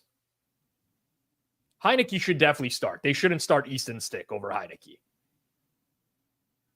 No, that definitely doesn't seem like Harbaugh's MO. Like Heineke seems like it's the guy he would want to play and game plan with for the week. Buffalo, Baltimore. That should be a good game. Baltimore will be a small favorite at home. I think regardless, like in the 1.5 point range. I can't really, they're 2.5 right now. Well, man, now I'm hoping Jacksonville wins at Buffalo tomorrow. If Jacksonville wins at Buffalo, and there's like a remote possibility of getting Buffalo 3 at, this is Jacksonville next week. Producer Jason's still rattled. He's still so rattled about that Kyle Pitts almost touchdown. Doesn't even know what games he's bringing on screen graphic. Yeah. If Jacksonville wins tomorrow and we get a Buffalo 3 at Baltimore, sign me up. Yeah, of course. That's an instant bet for me. Josh Allen getting 3 against someone that's not Mahomes, I'm in. I'm almost going to like that anyways. We get to watch that next week. That's a good one. Yeah. They have 2 Monday night games again next week. What the fuck are we doing? Grable wants to go Vols. I was actually watching the Vols game yesterday. I had it on while I was betting some props at night. They looked solid. Vols are legit. That's my college football take of the week. BYU's legit, baby. They won another big game. Did you see the highlight of what the hell's his name? Parker. Yeah. I can't remember. Yeah. I'm not. I just that's my college Saturdays is mostly watching highlights, or I just have the TV on in the background watching one game. Yeah. And it is what it is. Okay. Let's keep it going here. We got Titans Dolphins. So Skylar Thompson hurt today. Now, it's interesting. The quarterback situation is interesting for Miami because Practice squad. Tim Boyle came in today, but that was because Tyler Huntley was out. Tyler Huntley would normally be the third string quarterback. So it could be a Tyler Huntley game. It could be a Mason Rudolph game. We have no freaking clue what's going to happen with either of the quarterback situations here, but it wasn't just quarterback for Miami. They lost Teron Armstead, their left tackle. They lost starting corner Kendall Fuller. They lost David Long in the linebacking core. Tennessee lost starting corner Chidobe Awuzie as well. Callahan did Injuries say all Levis around. was going to start. I don't know if you saw Lev- that. He you did did? say he's going to start. Yeah. See, like, here's the problem I have with Levis is he doesn't have an O-line and he doesn't feel pressure. It's a bad combo. Levis, if given afforded time, can zip the ball. He can make throws. Yeah, he can. Great arm. But he doesn't. But he's got like early Daniel Jones in him right now, where like something bad is going to happen every game. Well, it's like you accidentally spammed the button on like your PlayStation controller and you just accidentally lateraled when you meant to throw the ball downfield. Like that's the kind of shit you're dealing with Levis. It's just this absolute brain dump. Yeah. And it's really, really bad because I mean, I don't know how many negative EPA plays he had alone today, but it had to be a lot. I had that game on all day. I could not handle it. I've seen every Titans game this year. It's the same shit. And I'm convincing myself it's going to be different and that they're going to fight like -3 turnover margin. Couldn't run the ball today. It was horrible. It was just horrible to watch. Miami though, like I don't even know the final score in Seattle ended up being what 24-3. That's flattering for Miami because that offense sucked. 3.7 yards per play. Series conversion rate 52%. Oh, that's classic Cousins. Oh, he kicked that right out of bounds too.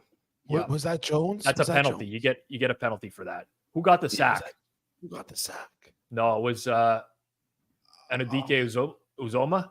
Felix Anudike Uzoma. He's Jameis without the positive Jameis plays. That's pretty good with I don't know. I do see good things in Levis, but he got to learn to avoid sacks. And right now he's just like he just doesn't know how to do it. He doesn't. Browns Raiders already down to 37.5 at Fanduel. Yeah. Had to. Right? Oh, yeah. Like I should have just bet it while we were on the stream. yeah. Yep. Snooze, you Bijan. lose. You can't kick the ball out of bounds. It's a penalty. Yeah. He intentionally. Not in this Well, league. I don't think he intentionally did it though. Eh, It looked like he was trying to do it with his left foot, and then he stumbled into it with his right foot. Yeah. So he intended to do it, just was bad at it. Yeah. Terry McCauley, tell us what's happening here, bud. Illegal kicking? Yep.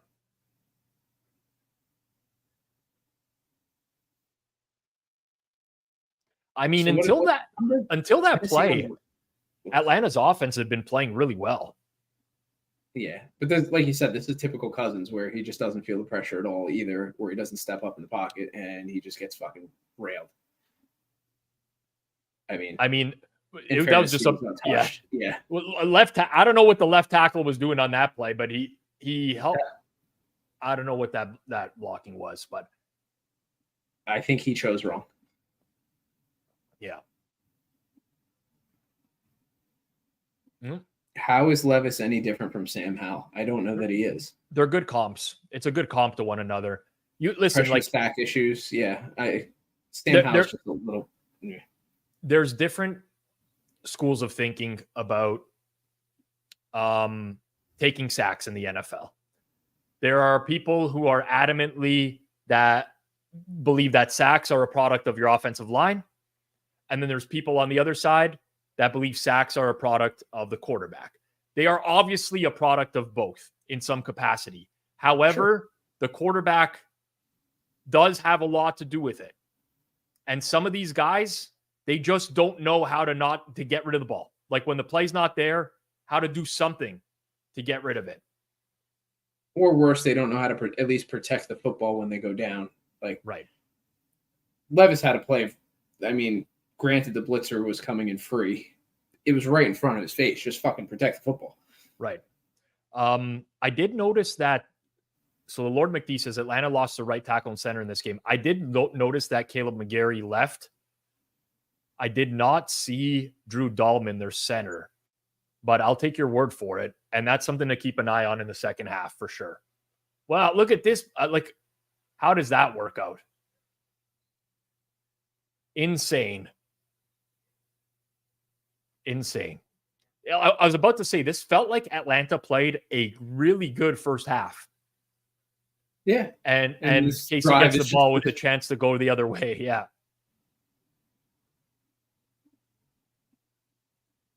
Unreal. Final game for Monday Night Football is, so actually, you know what? We didn't really talk Tennessee-Miami, but how am I going to break down Tennessee-Miami right now? There's so many moving parts on this game. Like, there's no chance in hell I'm going to bet this number because I think I have a valuable position.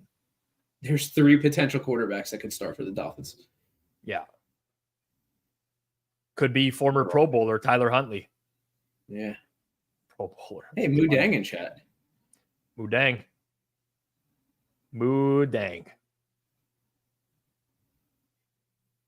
Final game. Okay, this is a good second Monday Night Football game. Seattle at Detroit. Line for this is 4.5. 48.5. I like Detroit at home just as much as anyone else. That's too many points. I bet Detroit today. 48.5 as well. That's too many. Like, this is dog and under. What was their Seattle and Detroit played last year, right? Yeah, well, I think Detroit absolutely annihilated them. Listen. I have a hard-on for this Seattle team. I really do. I think they're so well coached. I think Mike McDonald's so good. Ryan Grubb, 30. Oh, yes, it was that game. 37-31. Yeah, big score. Seattle won that, didn't they? Yeah, they did. Yes, I remember that. I think week 2, week 3. Yeah, early in the year. Goff is like pumpkin Goff right now.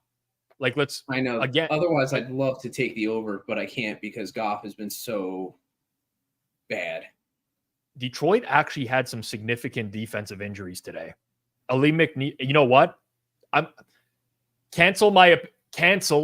my opinion on the under just for 1 second.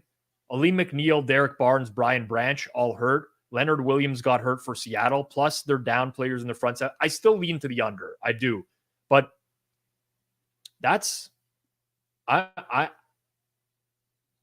not in on 4.5. I am in on 4.5 Seattle, I think. Seattle. Yeah. I think 3.5 is where I start kind of waffling a little bit. But 4.5 and 4, I think I take Seattle pretty quickly. Yeah, I mean, the Lions offense just hasn't found their form. Laporta did get carted off as well. Good call, Bung Magoo. Ankle? Was he an ankle? I think it was a leg injury, yeah. Why did Hawks throw 12 straight plays up 14? Because game's not over up 14. And because I had an SGP where I needed Geno Smith to get 300 plus yards and he fell short by 11 yards, would have paid like 90,000. It's a massive swing. Well, maybe that's a coach that realizes you just don't run out the clock and, do what's working offensively. Yeah. So Jason says Lions haven't scored more than 20 points this year. By the way, this is a Jason that I actually respect the opinion of in the chat. So rude. I'm right here. I know I should have done that. I'm surprised you just didn't pull right yourself right back off video and just been like, all right, never mind. Yes. There it is. It is true, but they have been more productive than their points indicate. Yes, agreed. I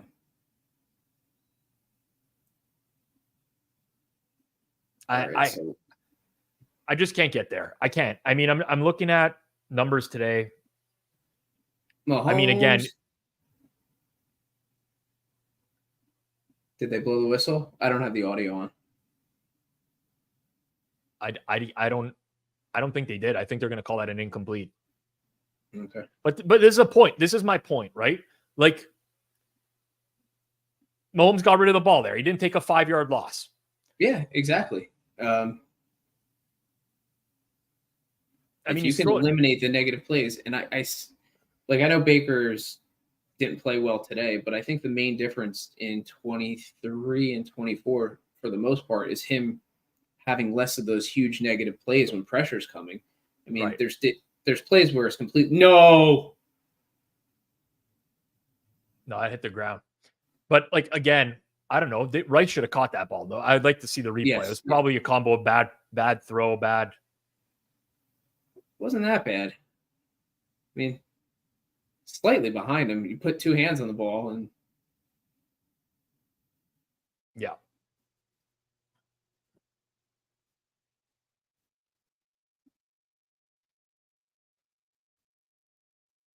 Looks like a few. I want what looks like a Lions few yards pops on Seattle looks like. just now. Oh, really? Just moving it to -115. Nothing.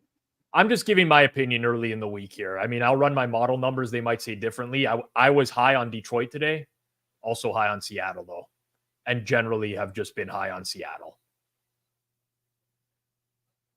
I think I've bet Seattle in every game this year. Yeah, I have. I got 2 pushes and finally a win. Yeah, and finally a win. Seems too much. Yeah. I'm really looking forward to that Buffalo-Baltimore game. Yeah. That'll be a good one. Minnesota-Green Bay as well. I mean, Bung Magoo, you're still in the chat. You said earlier you're not a believer in Minnesota, even though you're a Vikings fan. I would like to know why, out of curiosity. So, someone on the pizza buffet this morning was also saying that they don't believe in the Vikings and that Houston will be their biggest test yet, as if I thought the Niners were a pretty big test, but like, okay. Yeah. I'm sure the next team they play the next week, it will be their biggest test yet. So, yeah. Well, it was funny because to start the year, they had like a really tough schedule and they still will continue that. Like it's Green Bay next week. Yeah, I get. Assuming no love, but also they look good regardless. Yeah. Jets in week 5, bye in week 6, Lions week 7, you know, they're playing good teams pretty consistent. At the Rams week 8, the Rams will probably be a little bit healthier at that point. Yeah. You know, week 9, Colts. That's the first, you know. And maybe So Richardson figures everything out by then too, which might make it harder for them anyways. Yeah, I don't think Richardson. Well, then Flores will scramble his brain real quick. That's what's probably going to happen. Indy, Jacksonville, and Tennessee back to back, 9 through 11. So then they're done with the AFC South. They actually don't have another AFC opponent after that. People just can't get over Darnold being competent. Oh my God. There it is. Hand it off. Okay, back in business. Here we go. Wow. Who hit the KC minus 2.5 because they're going to score a touchdown now? Wow. That was I mean, he got smoked as he was throwing it. O-line is an issue, man. Hey, hand that off. I love when defenders are getting I don't like laterals necessarily and doing, but just, you know, you're gonna get tackled. Right here. Hey, hot potato. Yeah. Yeah. I like that. Pick up some extra yardage, get a little bit of a return. Let's see if Mahomes could do anything with this, because he's been frankly, he's left a lot to be desired tonight. P. Ryan. You don't want to try and get out of bounds? Cool. No, yeah, he's just cool.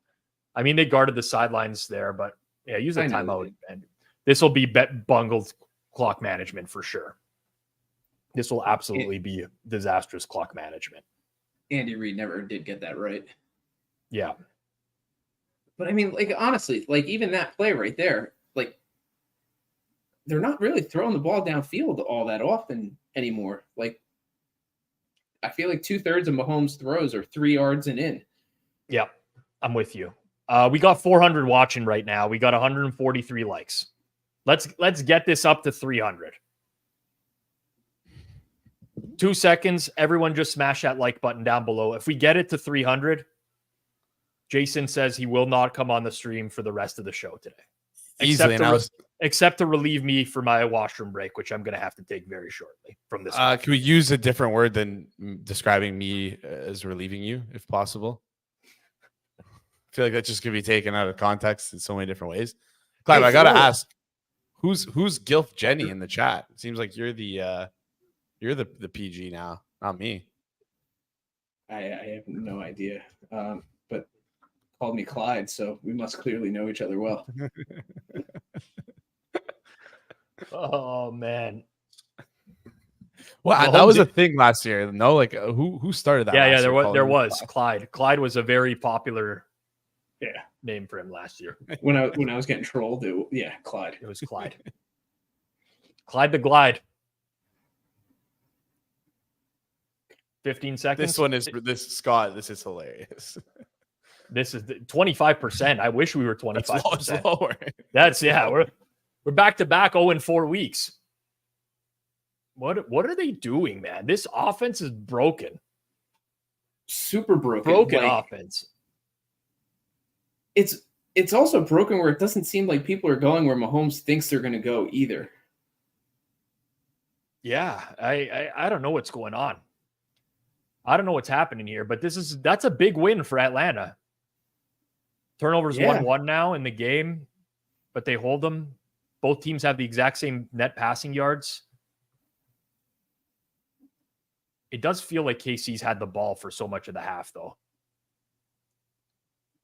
Oof, that was almost blocked. And I think Cousins is going to cousin. So intended air yards was 5.1 before tonight. Yeah, I mean that makes sense. I mean, that has to be probably one of the lowest in the league. Cousins going to cousin, huh? I think so. I mean, that drive, Atlanta looked like a completely different team from every other drive previous today. It was like they just shut off their head. I'm very so. I almost want like an Atlanta team total under second half. I don't know necessarily that the Chiefs are going to figure this out, but the O-line problems, I think, are going to be an issue. That's the look I want second half. Casey had the ball 20 minutes, it looks like. Sam's Yeah. saying. Yeah. What's been the play call split? Like, how many have they 10 run the ball that much, Atlanta? Atlanta 10 rushes, 11 pass. Bijan's 9 for 23, 2.6 yards per carry. Algier 1 for 4. Mahomes has 27 attempts. Hitman was onto something, man. Hitman was onto something. It was a throw the ball time. Yeah, I think he had Mahomes passing attempts and I want to say it's 35 and a half, maybe 34 and a half towards the over. Yeah, he's at 27 right now. Cannot parlay those, unfortunately, on Fanduel, which, well, you can't parlay them with an SGP, but you can parlay them with other games. So just saw right now, Raiders defensive end Max Crosby says he has a high ankle sprain. Not ideal. Not ideal. Although Cleveland's not moving the ball on anyone. No. Max Crosby, the entire D-line could have a high ankle sprain. Deshaun Watson's not moving the ball on them. Could be Christian Wilkins, Max Crosby, John Jenkins, Tyree Wilson. Who else is there?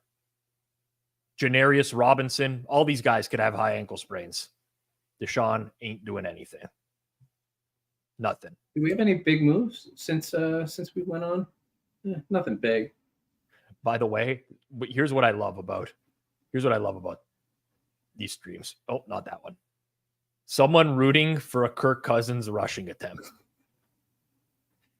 That's good. Gotta love betting on the NFL. One carry, Paul, -1. I don't think I've ever seen Paul before. Paul, drop a subscribe. I don't think I've ever recognized. Yeah, Paul Fratto. We haven't seen you here, Paul. Are you a newbie? Are you a noob? That's just fine. I don't mean to be. I don't want to call him out. Like, that's new people are welcome here, especially when they have like cheeky plays like that. Like, yo, you should have mentioned that earlier. What about when their avatar's a big P? You fan? I mean, you like the big P, no? As an avatar, I'm saying. As an avatar, yeah, I guess the big P is if I had to choose my own avatar, it'd be a big. I mean, maybe that would be like catfishing, but anyways. Well, for me, my last name's Pizzola. I could use a big P as the avatar. I could use a big C. Not that there's anything wrong with that. No. Yeah. Do you have an opinion on tomorrow night's game in in Buffalo versus Jacksonville? Of course, I think. I'm kidding. So. You can answer. Yeah, go. The people love your opinions, Jason. No, honestly, I haven't thought enough about that game. Been focusing on today. So, okay, I've seen this. Rest in peace, Tato Goodweather. I don't know the reference. Okay, I'm not familiar with the reference. I hope it's not something that. I hope it's not serious. Yeah, but Ray McLeod with the winning TD. 20-1 last TD. I think he's mentioned that a couple times in here, or it could have been someone else. People are on Ray McLeod last TD. They're on last TD. All right, Clive. I think that's it. You can enjoy that bottle of wine that you've taken off your background. All right. Later, all. Clive Bixby, everyone. Peace. Give him a follow at Clive Bixby 41 on Twitter. Very entertaining. Lots of shouting matches. That's his MO. That's his MO. 3 coffees. I could use a big P. I could, but I can't leave you guys with Jason alone at the half. I really can't. But then we're gonna have to be waiting for Feinberg, who's probably gonna be late and muted. So it's like it's true. It's a tough one. Plus, who knows what kind of feedback we're gonna get off his microphone tonight as well. Oh my goodness. We're gonna get the tea kettle tonight. I can't get over that. That was messed up, man. I knew I wasn't hearing stuff. Cousins over 1.5 rush attempts is plus 160. Now I get the celebration. I really do. All right. Oh, and to score a TD 81. Okay. Sorry. I want the second half lines. No, I don't need you to leave. You can stay on if you want. But I want to see the second half team totals if we got them. Sometimes they're posted. Sometimes. Wow, there's a lot of options here, man. There's about 1 million options. I'll search on my phone at the exact same time. For the second half? Yeah. Yeah, second half Falcons total points. What's 13.5 for Chiefs. that? 9.5. 9.5. Juice towards the over. I know. I wanted -120. the old 10.5 under -120, something like that. Like this O-line is in rough shape, very rough shape, and they're going to get the Spagnuolo halftime adjustment. You know what I'm saying? Yeah, absolutely. So Steve are you Spags trying is going to come hard? Are you trying to? Is that on purpose? No, That was on purpose. That was so on purpose. Chat. That was so on purpose. it was. Like, Not. that was so on purpose. I What really are we regret. doing? I really regret saying that. Oh my really- goodness. Yeah. Oh my god. I'm thrown off. I'm thrown off right now. So do you want to take the under here? No, I don't. It's not the appropriate price. Got to practice what I preach. We do have to build a live SGP though. Okay. What are the we doing problem here? is we can't. What do you mean we can't? Can't with the under with the. No, I don't want. We don't. Oh, I said I don't want the under. Sorry. I'm so out of it. I'm sorry. I apologize. I'm off my game today. Bang. I want Drake London alternate under half yard second half. He has 24 yards already. There's no like that's not Just impossible. just a second. It's not impossible. Okay. No, let's think this through.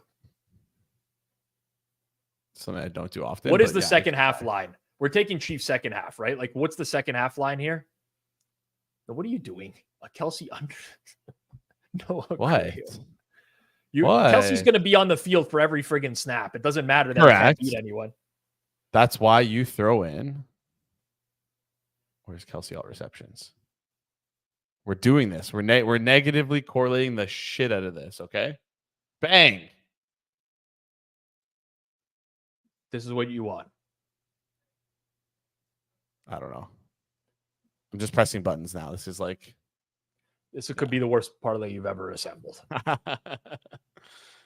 No, I can't assemble it now. Okay, start with Kansas City second half spread. Yes. 3.5. Okay, so 3.5. So they need to win the game by a field goal to cover. Yes. More than a field goal. They have to win. They have to win by. I don't know. I'm in a blender today, Rob. It seems like you have no idea what's going on. The chat is even mocking you for these what you're trying to put together here. Chiefs exact margin too. The old cheering for Vegas, cheering for the bookmakers. Chat is turning on you real quick. I know. I'm doing terrible. It's been a long day for me. It's been a long day. Rough night for you. No, just day. Like okay. Ordered Uber Eats and. I'm gonna message Johnny right now and ask him for one pick for the SGP, and we're gonna build around it. I love that. And in the meantime, chat, if you can drop your plays, we can help build. You can help guide us, I guess. I don't know. Okay, Johnny has spoken already. Rashee Rice 3+ TDs. Oh my goodness, he's already at one. Okay. Let's find it. We can build around that. I like this. I like this storyline here. To score through. Why don't we just bet this? Why don't we just bet Rashee Rice to score? Getting obliterated. Johnny sent it to you, and then instantly clicked. Yeah, for sure he did. He said he had it in the slip. What a guy. No, let's bet it. Let's just bet Rashee Rice to score 3+ TDs. Oh, back up. Okay. Okay. Or no, I'll keep it. But if this happens, we might as well just SGP it with the Chiefs as well. Yeah. Like, what are the chances he scores 3+ and they don't? I don't even affects anything if we add the Chiefs. It's 20. I guess. Yeah. And then what we could do, if you still have that SGP token, you add the Chiefs money line. Doesn't change the price. Adds a third leg, so you can use the token if you need 3 legs. Yes. So if you haven't used the token yet, wow, look at you scamming the system. Way to go, Jason. Finding these scams. Hopefully the FanDuel traders are not. You know what? This is what we're doing. Alt KC -4.5. Get rid second half spread or full game line. 4.5. Ooh. Ooh. No, we're Ooh. gonna add it. Okay, like Kirk Cousins is gonna take a sack, right? Can we do another sack prop? No, we're not. We're not doing the sack props only because I don't. As much as I love FanDuel, I don't like the way that they price it. It's that It it's pay- not that it's it's over under a half. It's like yeah. you need the full sack. So if you get a half sack, you're. I don't think that it counts. God, I had Pitt's TD. No, I don't No, want. what the? That's so. I don't want to cheer mean. against Jason.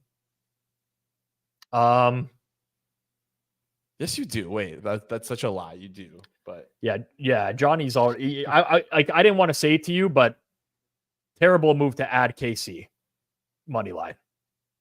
that bad. Why? Yeah, I'm trying to explain him we can boost the 3-legger, right?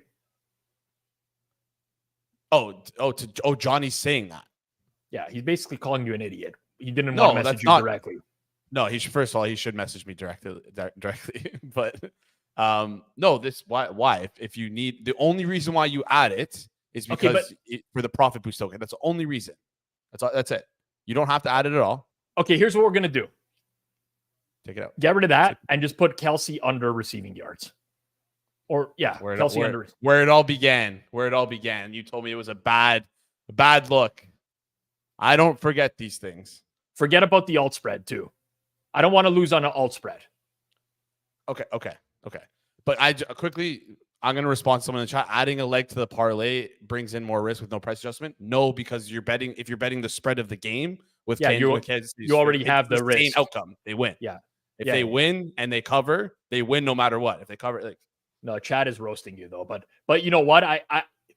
In order to get the third leg, so you can use the SGP. You're wrong. I am standing with Jason on this one. He may look like an idiot, but he's actually right on this one. It doesn't affect anything. It just lets you use the profit boost. That's it. Do you drive a sedan? Is this true? I don't think so. I don't drive a sedan. No. I don't know why. I don't know where this rumor started, but I've never driven one in my life. Driven one in my life. Just we need a third leg to this. Okay. To get the boost. To use a boost. Just do Kansas City money line. Kansas City to win the game. We need a third leg. Or I like that. Yeah. Chat. Like what's the chance? What's the chances? I mean, of Rashee Rice getting 3 touchdowns and and like it boosted it from what was the price before? Take that off really quickly. Take the money line off. 3,900.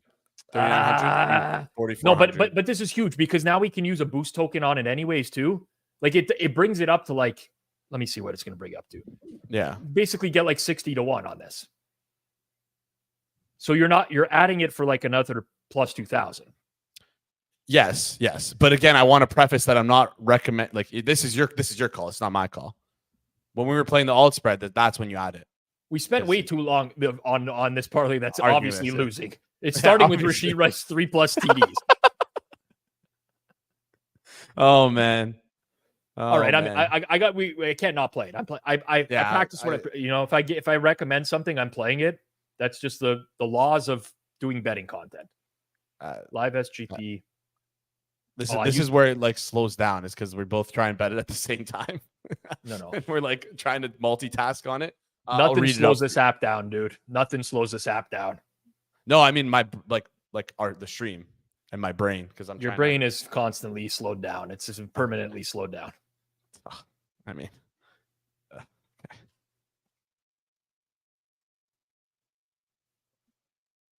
Antonio Pierce says he's going to make some business decisions before next week's game.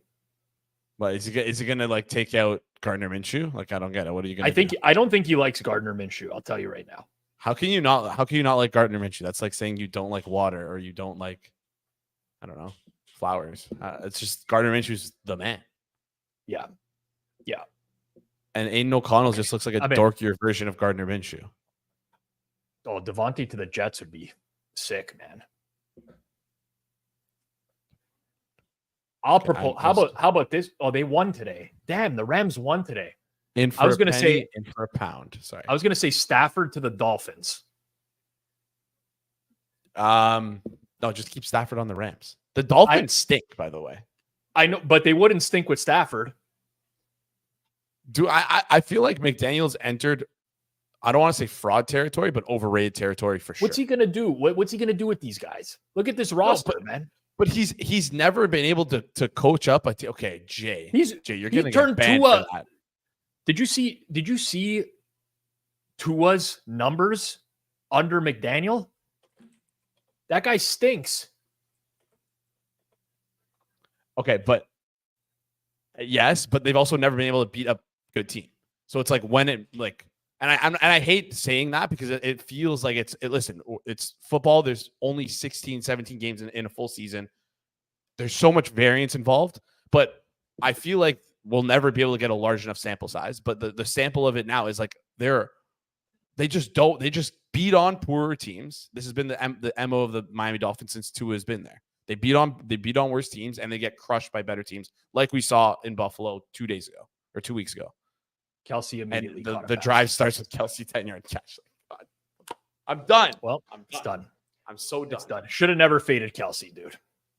Should have never faded Kelsey. I'm also a big fan of chocolate milk, by the way. However, it does. There's research that suggests it leads to kidney stones. It's got to be careful with the chocolate milk. Can't go nuts. When the local grocery store has those sales and you can load up for like $1, just remember it could come with a bad price. The chat gets out of control when we enter the halftime. I don't know if it's a result of me coming on screen. It's like if the guests aren't here, so maybe we're not being. When you say out of control, what are you referring to? Like someone asking if I drink squirt soda. What does that even mean? Is that what I think it means? Like, I think that's probably some sort of sexual innuendo. That's what I'm thinking, right? And then I never heard of squirt soda before. I'm sure it's not good.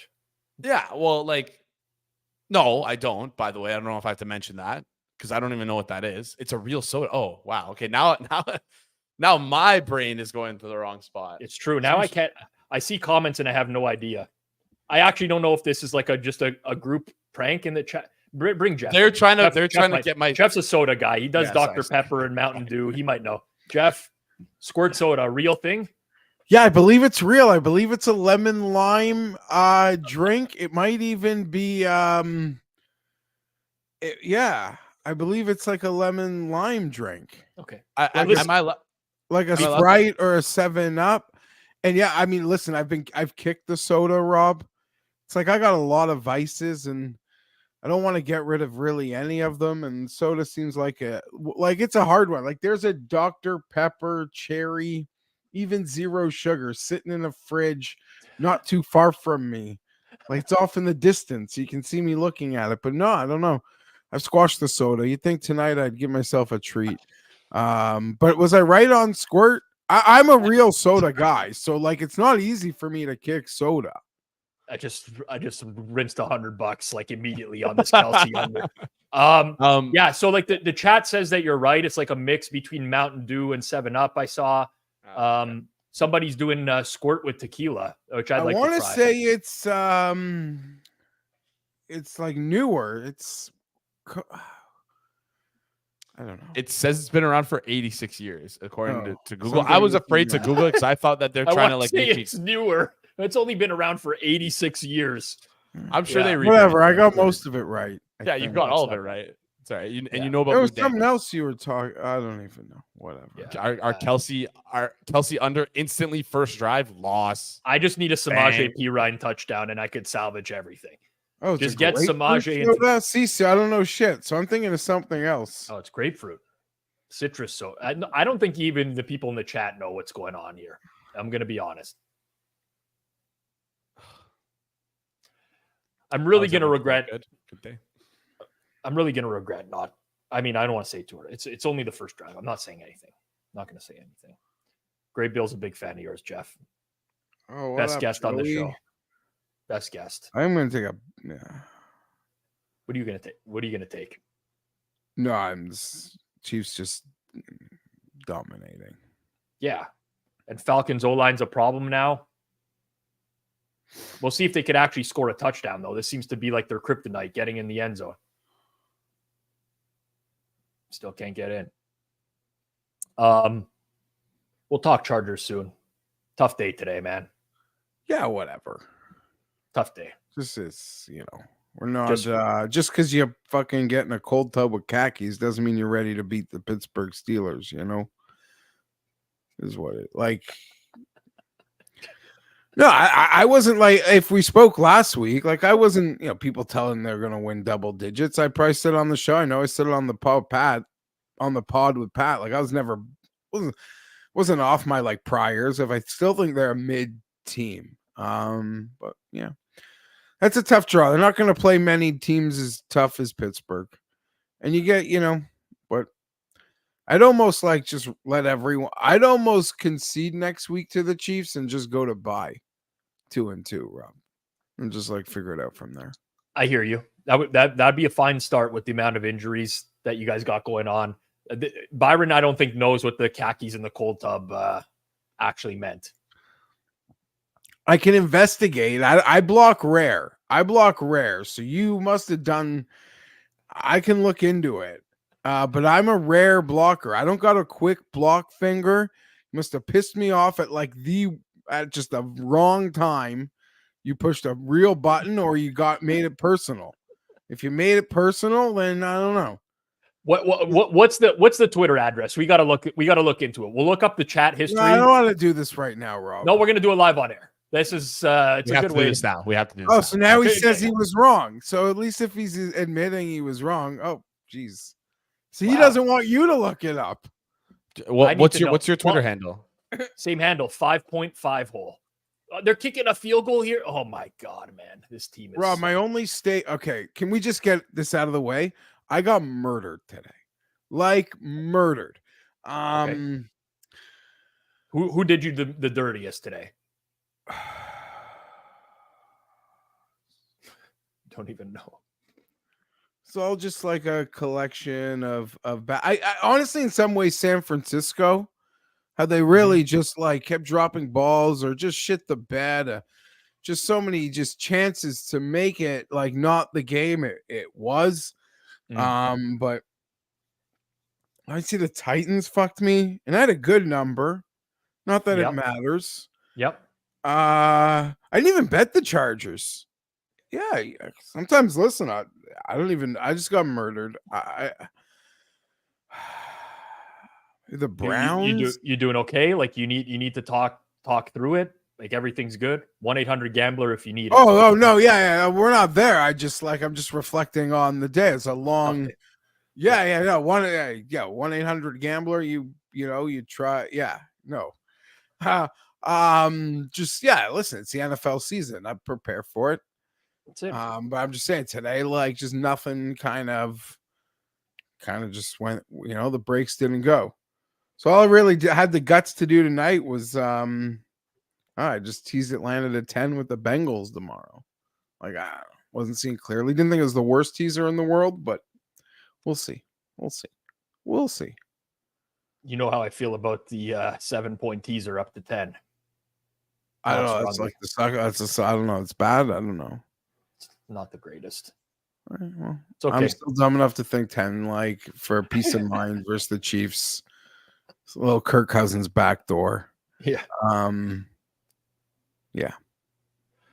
Well, no, I didn't bet Rory. Whoever saw that was good golf this morning. I'm sure you wouldn't watch it anyway, but like, dude, Rory's losing at the finish line all over Europe, but I don't know, very entertaining golf. Billy Horschel hit an eagle in a playoff hole on Rory to end it. Rob, Billy Horschel, once he's been snubbed from a Ryder Cup President's Cup team, like always wins. Turns it on. Yeah, elevates his game. I don't know whether they go to places he likes, but I'm telling you, like that is almost like luck of. I don't know. That's a dumb word, but it's just for golf purposes. It's crazy how he wins post-team selection, like each year. Oh man, I can see Jason backstage just clicking through some past tweets right now. Trying to find. I found it. I found the incriminating one. All right. Well, it probably would have been the last. You're gonna show us, or are you just gonna like zoom in? We're boomers. We can't see anything. It's embarrassing to see your posts. Oh, he cropped out one of Jeff's tweet. I see what he did here. He took one of Jeff's tweets and he blacked out a bunch of stuff to where it says it's embarrassing to see your posts. I don't know what we're talking, Jason. Like, this is how you tell a story?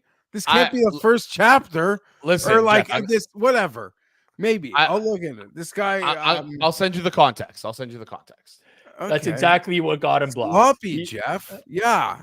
Was that a long weekend? A lot of family parties and shit. A lot going on. Good kind of stuff, though. Good parties, yeah. Sounds like a good celebrate. Yeah. We had some celebration. Yeah. The way you made it sound is like you had a lot of stuff going on and it was bad, but it sounded good stuff. You're just tired. I don't know. What are we doing here? I don't know, but I kind of like Bung Magoo's bet of Falcons punt on this drive. I missed it. I was trying. Damn, we got to pay more attention. Damn it, Bung! Come on, Bung. Okay, wait. Hold on. I kind of want to get involved in this market. Oh, whatever. This is like probably a long time. This is during COVID. Yeah, it's like 2022. But I don't think it's about COVID. I don't know what it's about either, Jeff. That's why I didn't want to This guy asked nice. He said he was wrong. I don't really just need just unblock him. He's we're all friends here. He's in the chat. I'm sure he smashed the like button already. I'll check if he's subbed. If he's not subbed, then don't unblock. Hit it again next time. Not really sure what that's about. But people would be that's just an example of I think people think I'm hard on one side of the spectrum, but I got a lot of things on the other side. And that's a case I think piss off everybody. So that's a good thing, I think. Someone on Twitter posted an AI summary of the last. I just looked at this. Oh God, these are they're good. They're so good. They are really good. I love these. Yes.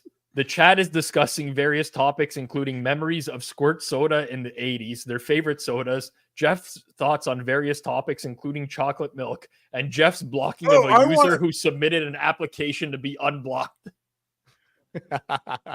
Rob, you said it, the chocolate milk.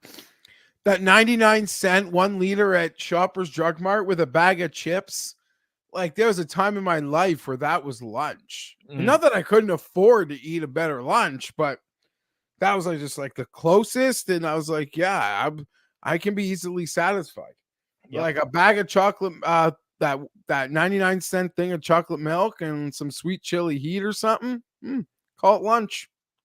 I'm just really upset that I didn't tail Bung's bet there. That was a good bet. First one out of the half. I could use Falcons punt on this drive. Minus 105.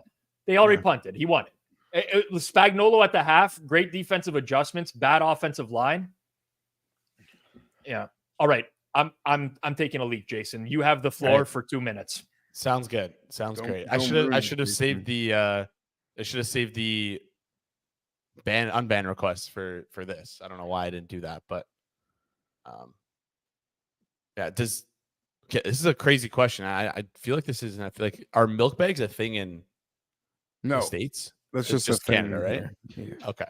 It's interesting. That's where you brought this milk bags? I'm just well, no, I mean I'm sure we have milk bags, but Walking Bets is based out of the States, Jason. So they're in the States. I mean, yeah, there are milk. I'm not finishing that sentence. Someone is asking me about the USC Michigan game. Do you watch college football at all, Jeff? I almost thought about wearing my USC Sao jersey for you, but I appreciate that. It was the only really game that I watched yesterday. Turn on my light. It was a tough one. Yeah, I know it's late. That's why I don't want you to. I was going to say that, but it's that dark. I didn't think it was that dark. It's all right. Sorry, guys. I could. The thing is, you have beautiful hair. You look great, Jeff. I could. How much? There's still half the quarter left. I guess I could. Yeah, the Vols with a great win. I didn't see much of that. That was the night game. Yeah. If I did bet it, I would have lost money on it. I lost on Colorado in overtime. You should watch the Colorado. I don't even remember, but this is BYU. They don't know Boise. No, who are they even playing? I don't even remember who they're playing. It shows you this. Baylor. Thank you. Shows you the state I was in last night. Anyways, Jeff, I bet on Baylor, and I don't know if you guys saw the outcome of the game, but it was one of those crazy. that just kills you. That kills you on the inside. And then like having people in the bar celebrate. They're like, yeah, Colorado. Like, get out of here. Like, Yeah, I don't cheer for Colorado. No, they're just weird. I'm not upset if they, but at the same time, like when they win, or if they win or have cool wins, like I am entertained by confrontational Dion. Like I can enjoy it from both ways. Either it's like Dion picking on the media while his team sucks, or like Dion's being really brash after like a big win. I'm entertained by both of them, so none of it bothers me, I guess. Yeah, like whatever, pro Dion, pro them, and everything. I feel like they're just massively overrated. He doesn't recruit. I'm not even a college guy, but yeah, like he doesn't recruit. Like he doesn't. He's just building like a for him at the moment thing. It's all college coaches, they don't last very long anyway.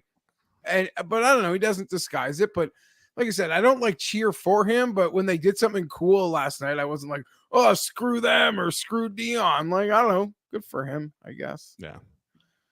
Dion was the best too. Like Dion, like I love Dion. Top 5 Dion. players. The reason I love Ball so much, like it would be. Did you say Ball? Ball, like Dion, singular. Junior Seau, Derek Thomas, Brett Favre. Like I don't love Ball to the extent I love it today without those guys. When I first started loving Ball, Get some picks ready to go because Knish Powers are struggling over there, Jeff. well, I couldn't help them. Man.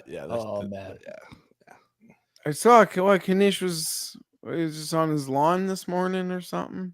I don't know, whatever. I don't know what he was doing outside. Yeah, it's just he's on another planet, that guy. He's on another planet. Some would argue you are. Rick, come on now, Jeff. I don't know what I did. Is that a Lacoste t-shirt, like tee that you're wearing there? It's just a t-shirt. Just leave me alone. A Lacoste? Very, very demure of you, Jeff. Very demure. Well, it's this one's from like $120 shirt, man. It's an outlet mall. Like, settle down. It's an outlet mall. You got it on sale for $95. No, shut up. Even George can afford some. Even George can afford some at the outlet malls. But I have a mortgage. I don't think he does. I listen. I'm not throwing shade right now. What a pass by Mahomes. At me or George? No, at you. Uh-oh. I'm not throwing shade. I'm just pointing, like I'm just statement of fact here. Yeah, it's a t-shirt. Probably costs I've never seen someone wearing a Lacoste t-shirt before in my life. That's not true. I probably worn them on the show before.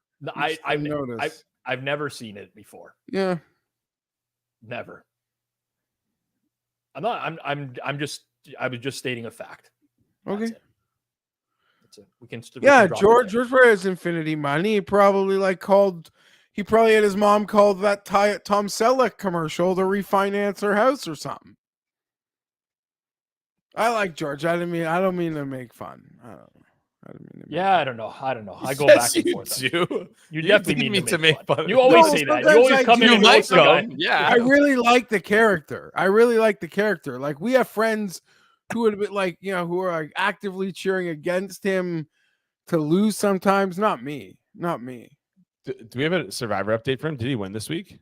Yeah. Didn't he say that he was going to try to sell? I think he won, and he said he's going to try to sell his entry for $20K. Which, I mean, he's the Survivor king, so why would he be selling entries? I don't understand. I thought he'd be buying more entries at this point. Yeah. That was bad. Okay. Time sync when you can. Wow. I'll do a time sync right now. Can we get a wow button? I need to add that, like a wow, and then we need the Price is Right. Boom, boom, boom, boom. You know that one? I don't think Jason even knows what the Price is Right is, honestly, for being real here. Time sync 11, 10. That was bad. They went. I know Bob. You know Bob, and it's dead. My parlay is officially dead unless we can get some negative yardage here for Carson Steele. You bet against Carson Steele? Unders, yeah. Wow, what an idiot! You don't know Carson Steele, man. You think there's any chance this guy was going under tonight? He's a UCLA guy. Like, of course you bet is under. Where are USC guys? Of Troy course. Aikman was a UCLA guy. Did you see it's his sister's wedding today? I saw that. I'm sorry. Like Carson's that's how out of the league they thought he was, Rob. That like his sister planned her wedding on an NFL Sunday. Like, if your brother's in the NFL, I assume you're just not picking Sundays in football season to get married. But that's how like off the NFL radar he was. He's already like better than DeAndre Swift. I can tell you that. Huh? DeAndre Swift is terrible. Someone asked in the chat, can you refinance your mortgage here? Yeah. Listen, it's really funny, Rob, how like the good guys in media, sports, or TV, once they hit a certain age, they take that goodwill, like Tom Selleck, and they grift old people. In Canada, a gentleman named Kurt Browning will tell you to refinance your house. He was an all-around good guy, figure skater. All the old people figure just skater. He didn't skate fingers. Adore him. And what does he do now? Refinancing, trying to grift old people into giving some corporation a piece of their house. Oh my God, it's so sad. What is this rant? Who are you talking about? Kurt, you don't remember Kurt Browning, legendary Canadian figure skater? I couldn't name you one. I could name you one Canadian figure skater. Do you know Elvis Stoiko? Finger skating. I know Elvis goat. Finger skating. Finger skating. I went to see. So I went to the CNE this year. Jeff, did you go to CNE and see this Elvis Stoiko show? I didn't see the Stoiko show. Oh my God! My wife dragged me into this thing. Production value through the roof. It was like a movie themed ice dance, but Stoiko did like the Mission Impossible routine. I swear, like at least 3 women threw underwear onto the the only chance I have to catch this Falcons teaser is these like 7-minute field goal drives the Chiefs have been going on all game. They just kill a lot of time and they keep that alive. It's almost like me coming on camera. Those drives? No? Okay. His own shitty joke to use that. he fucking bombed on purpose just so he could use the clip. Oh, what if we get demonetized? Is that a copyrighted clip? Oh God, I hope not. I hope not. Doesn't it have to be find out tomorrow. Out of your paycheck if we don't get the YouTube ad revenue? Rob, doesn't it have to be a certain period of time? Like with music, you have to get out by a certain I don't know the rules. We just pretend to we basically don't know the rules. Everything that we do at the Hammer is reactionary. There's nothing proactive. We could look into this, but we don't. We just wait to get demonetized and then we fix it afterwards. I'll throw an example. I think it's so short. I don't know. I guess maybe they do own that. Chris works for us and he says anything less than 4 seconds he thinks is fine. Here's the thing. That is what it's supposed to be. But what actually happens is not that at all. And Chris would know because him and I. Okay, well, that's more than 4 seconds. That's like 5 seconds, I think. What's the length of that clip? It's 6 seconons. 5 seconds. That was not 6 seconds. Okay, ready? Start counting. 3, 2, 1. No, okay, I'm not going to do that. Play one more time. I'm good. 6 seconds. What are you talking about? No, it's at least 5 seconds. 4 to 5 seconds right there. Wait, we have a clock in the top right corner. Do you not know the length of the clip? Don't you cut the clips yourself? Like, does it not have a time code on it? It's 6 seconds, but it has silence at the end. So it's like, is it actually 6 seconds? Is it 4? I like Drunken Goon's idea. Sound. Play at 1.5 speed and we're good. We get it down inside the time range. Okay. I don't know if that's how it works though. Like TV freeze. I don't think that's how it works. Do we want to take a quick shot at a touchdown? Anytime touchdown score with no, they're off the board because they're inside the red zone. Red zone. Never mind. Yeah, sorry. Yeah, we're gonna get one now, anyways. Is that Juju? Juicer, yeah. Oh my God! Because Rice is off. I think his knee's down before. Off. Yeah, Rice went off. Someone just tweeted. Well, maybe Not tweeted in the chat, but maybe they already saw it. I don't know. I've never seen a chat make more jokes about like them being 3 seconds. Everyone's made. Yes, my people. My people. Juju, 11 plays, 80 yards. Jeff, sorry about this teaser, man. Don't worry. Kirk will drive the field right at the end of the game, down 30-14, and he'll get you within the number. Nah, whatever. Do you guys have any favorite follows on? I just added on to like the pile for today. Oh, he missed the extra point. Oh, still a 1-score game. Uh-oh. Still a 1-score game. Interesting. What are you saying? What are you saying, Jason? You wanted to, you guys are asking a question, and then Jeff just Juju talked was right plus over you. 300, 1300 to do what? I think that's for Jeff, are you going to read every single chat item that comes in out loud? No, I actually don't normally ever have it up, and now today it's now you're distracted. You're very distracting me. Put away the chat, man. Okay, yeah. Put it away. Put it away. I like this joke, by the way. I liked Carson Steele. Yeah, Jason's that's so money. good. That was so good. Howdy. That was pretty good. That was a good roast. Yeah. We need more sound effects. There needs to be more hijinks on this show. If I was doing this with Cam back in the day, he would ask for 1 million sound effects. Rob, would you say like today there was just a lot of for the most part, I feel like today was good for the priors. I don't know. I had a really good day, but I missed on a very big bet on Tennessee, so it's not great. I also lost Houston. The 4 o'clock slate was as good as a 4 o'clock slate has ever went for me. Usually I win at 1 o'clock and then lose it all back at 4. Today I was down at 1, won a lot at 4.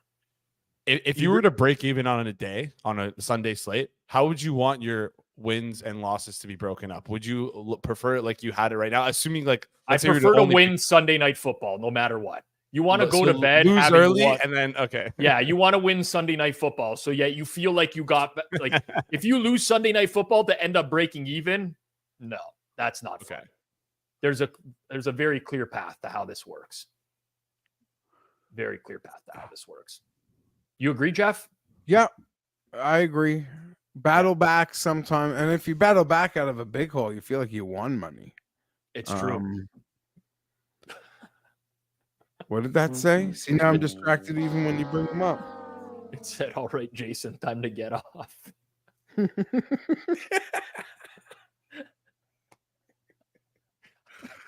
I love that someone is at least policing this. Oh, man. Oh, very good. What's going on here for props? Is Bijan still doing nothing? Yes, that's good. I don't want to get dirtied by Bijan. Oh, man. I love Darnell Mooney. He seems like a great guy, great player. But you've never heard Darnell Mooney like speak a post-game interview. I don't know where that came from. Seems like a great guy. What do you know about Darnell Mooney that he seems like a great guy? You have 6 targets to Darnell Mooney today. You have Kyle Pitts and Drake London that you used literally top 10 picks on in back-to-back years. Like they suck. What do you want? They suck. Use them though. Just use them. Is that not crazy? You have Bijan Robinson. He has 11 carries. Use him.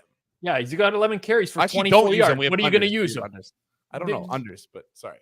Use them. Maybe don't. I don't know. Pretty much, Spags fell for one bootleg on the first drive of the game, and he hasn't fallen for another one.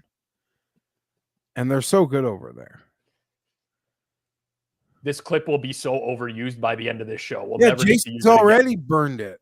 He burned it hard already. What is happening here? Not already. Oh, fumble. Oh, loose pig. Okay, serious jump in. If change of possession, maybe look into Algier, like unders for Bijan Robinson, Algier maybe overs. If maybe. What are you talking about? Oh, he's down. He's down. Okay, never mind. What are you talking about? Bijan fumble. He's saying if there's a fumble, like if it was Belichick back in the day, you'd immediately bet that running back under because he wouldn't see the field again for 3 games. We saw it last year though with Buffalo. James Cook fumbled and Latavius Murray. It was the first time I listened to Brady's. Was fucking shit. Jeff's just like, get the fuck out. Jeff does not like where you're taking these conversations, Jason. What was he talking? I hadn't seen any Brady yet this year, or like with any real volume. He sucks, man. Yeah, he's not good. I think Fabian said is the biggest, like one of the biggest free agent busts ever. He didn't want to do it. Brady didn't want to be an announcer. They paid him to be an announcer. Yeah. No one knows who the hell Fabian is. You have to call him Suma or you don't say anything. Like Fabian. Sorry.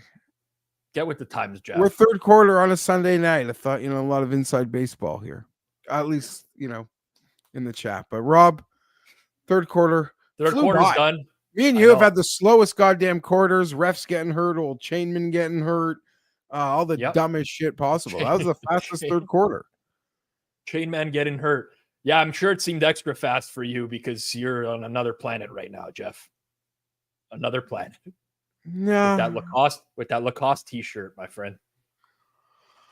All right, well, note to self, won't bring that back on. No. You wear what you want. You do you, man. Also, no hat today. No Chargers hat. No, there's no Chargers gear. They didn't win, so I can wear Chargers. No, you don't have to. It's okay. It's fine. It's fine. Third quarter's done. All right, boys. You finished strong. Maybe Atlanta can hang around and loiter a little. Yeah. I hope you get the teaser. Otherwise, we're gonna have to play just to end the show. We'll have to play the clip one more time, and then retire it if the teaser busts. Of course. And over under how many times Jason plays that sound effect in the fourth quarter? Whatever it is, I'm gonna bet the other side over. All right, boys, finish strong. I just hope Jason doesn't come in and tell intentionally shit jokes so he can play the clip one more time. Good night, Jeff. Have a good one.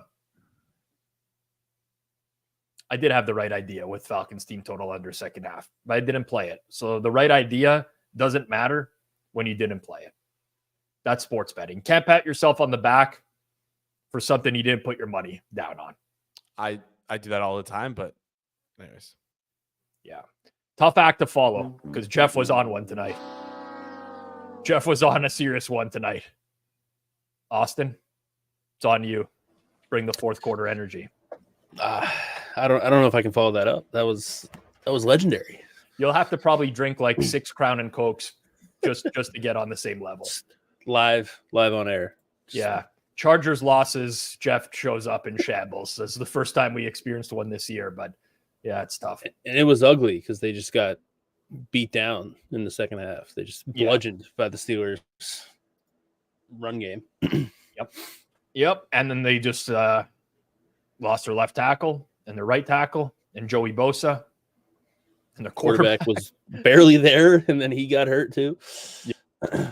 I'm not cheering for injuries in the NFL, but I like some injuries to spice up the week a little bit. Yeah, I get a little. You got to pay attention a little bit, a little closer to the injury reports coming through. I feel like they're getting better at disguising what's going on. Like I feel like, or it's just like we just never really know the severity of injuries. Yeah, they're really like Jordan Love. Like if he didn't play this week, it wouldn't totally shock me. Like next week, like I think he's gonna play, but it wouldn't shock me if like he wasn't ready and they're just like keeping people on their toes so they can't game plan. Yeah, he'll play because it's Minnesota. He's gonna play. They'll push him back, but there's Cousins hitting someone over the middle. It's our guy down Mooney again. Mooney again. After whatever that throw was on second down there, I don't know what the hell that was. Jesus. The good old throw to nobody so you don't get a grounding. Yeah. You tweeted earlier today about which field hockey? Is this you? That's me. You follow you follow field hockey closely? I didn't know this about you. I have some family interest with Penn State field hockey, and they have a. I think she leads the country in scoring right now. Fia Gladio, she Olympian this past summer, which I learned that the United States is not very good in field hockey. Neither is Canada. Canada's great at hockey, not at field hockey. Like the Nordic countries are great, and then like Argentina is randomly really good as well. Things you learn, man. That's what the Olympics do. Teach you about the sports people don't pay attention to. Yeah. What have you noticed? Go ahead. The play disparity in this game. The Yes. Chiefs have ran 65. The Falcons are at 29, something like that. No, I 34 now. I got 63-34, but the Chiefs have had the ball for 31 minutes already, and we're just starting the fourth quarter here. We're just starting the fourth quarter. Pretty miraculous that it's a one-score game. Oh yeah. Although the Chiefs do that. Yeah. Like Andy Reid's kicking field goals at the goal line, and 4th and 2. This is classic Chiefs football right here. They do not care to win by margin at all. It's like win, get out, go to the next week. It's kind of frustrating. I feel like if this pass wasn't knocked down here, it would have been a clear interception. I really feel that way strongly. Spagnuolo is just cooking. Cousins will do that from time to time. He'll just have I remember the Steelers game. He should have had 3 or 4 interceptions. Some throws you're just like Cousins, he's a decent quarterback when healthy, and sometimes it's just what were you thinking on that? Yeah.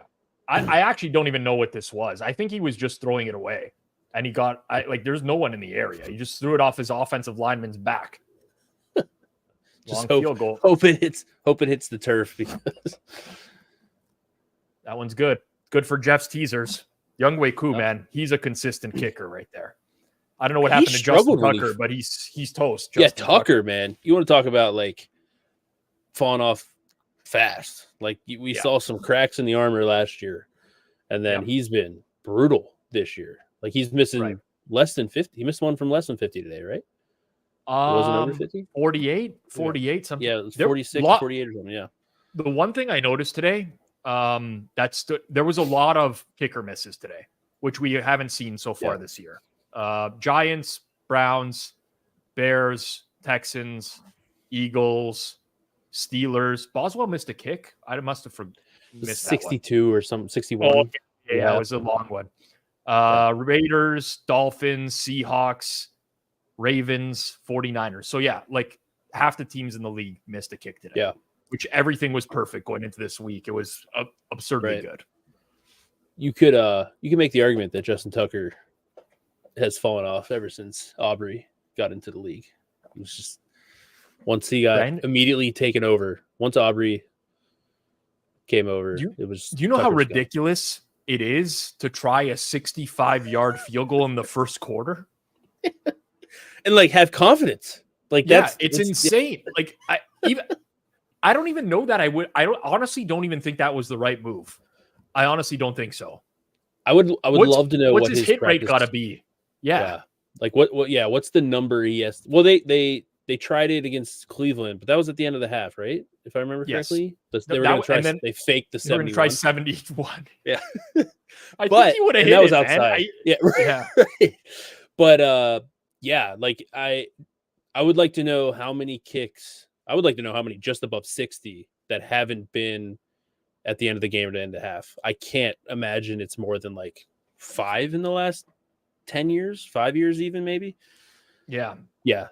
He's a different breed. And I had faith. I was what would you say the confidence you had? Pretty high. In making pretty high. Pretty high. Right. Yeah, pretty high. It's absurd because the NFL record at one point was 63 and it held up for so many years, and now it's just it was what Jason Elam in Denver in Mile High. Yeah, it was a cheat code. It was well, you can only break the record if you're in Denver. Now it's 63 doesn't. That's not even that. Everybody in the league can do that in a dome now. Well, give me Aubrey in Denver. That'll be absurd. He'll kick an 80-yarder in Mile High.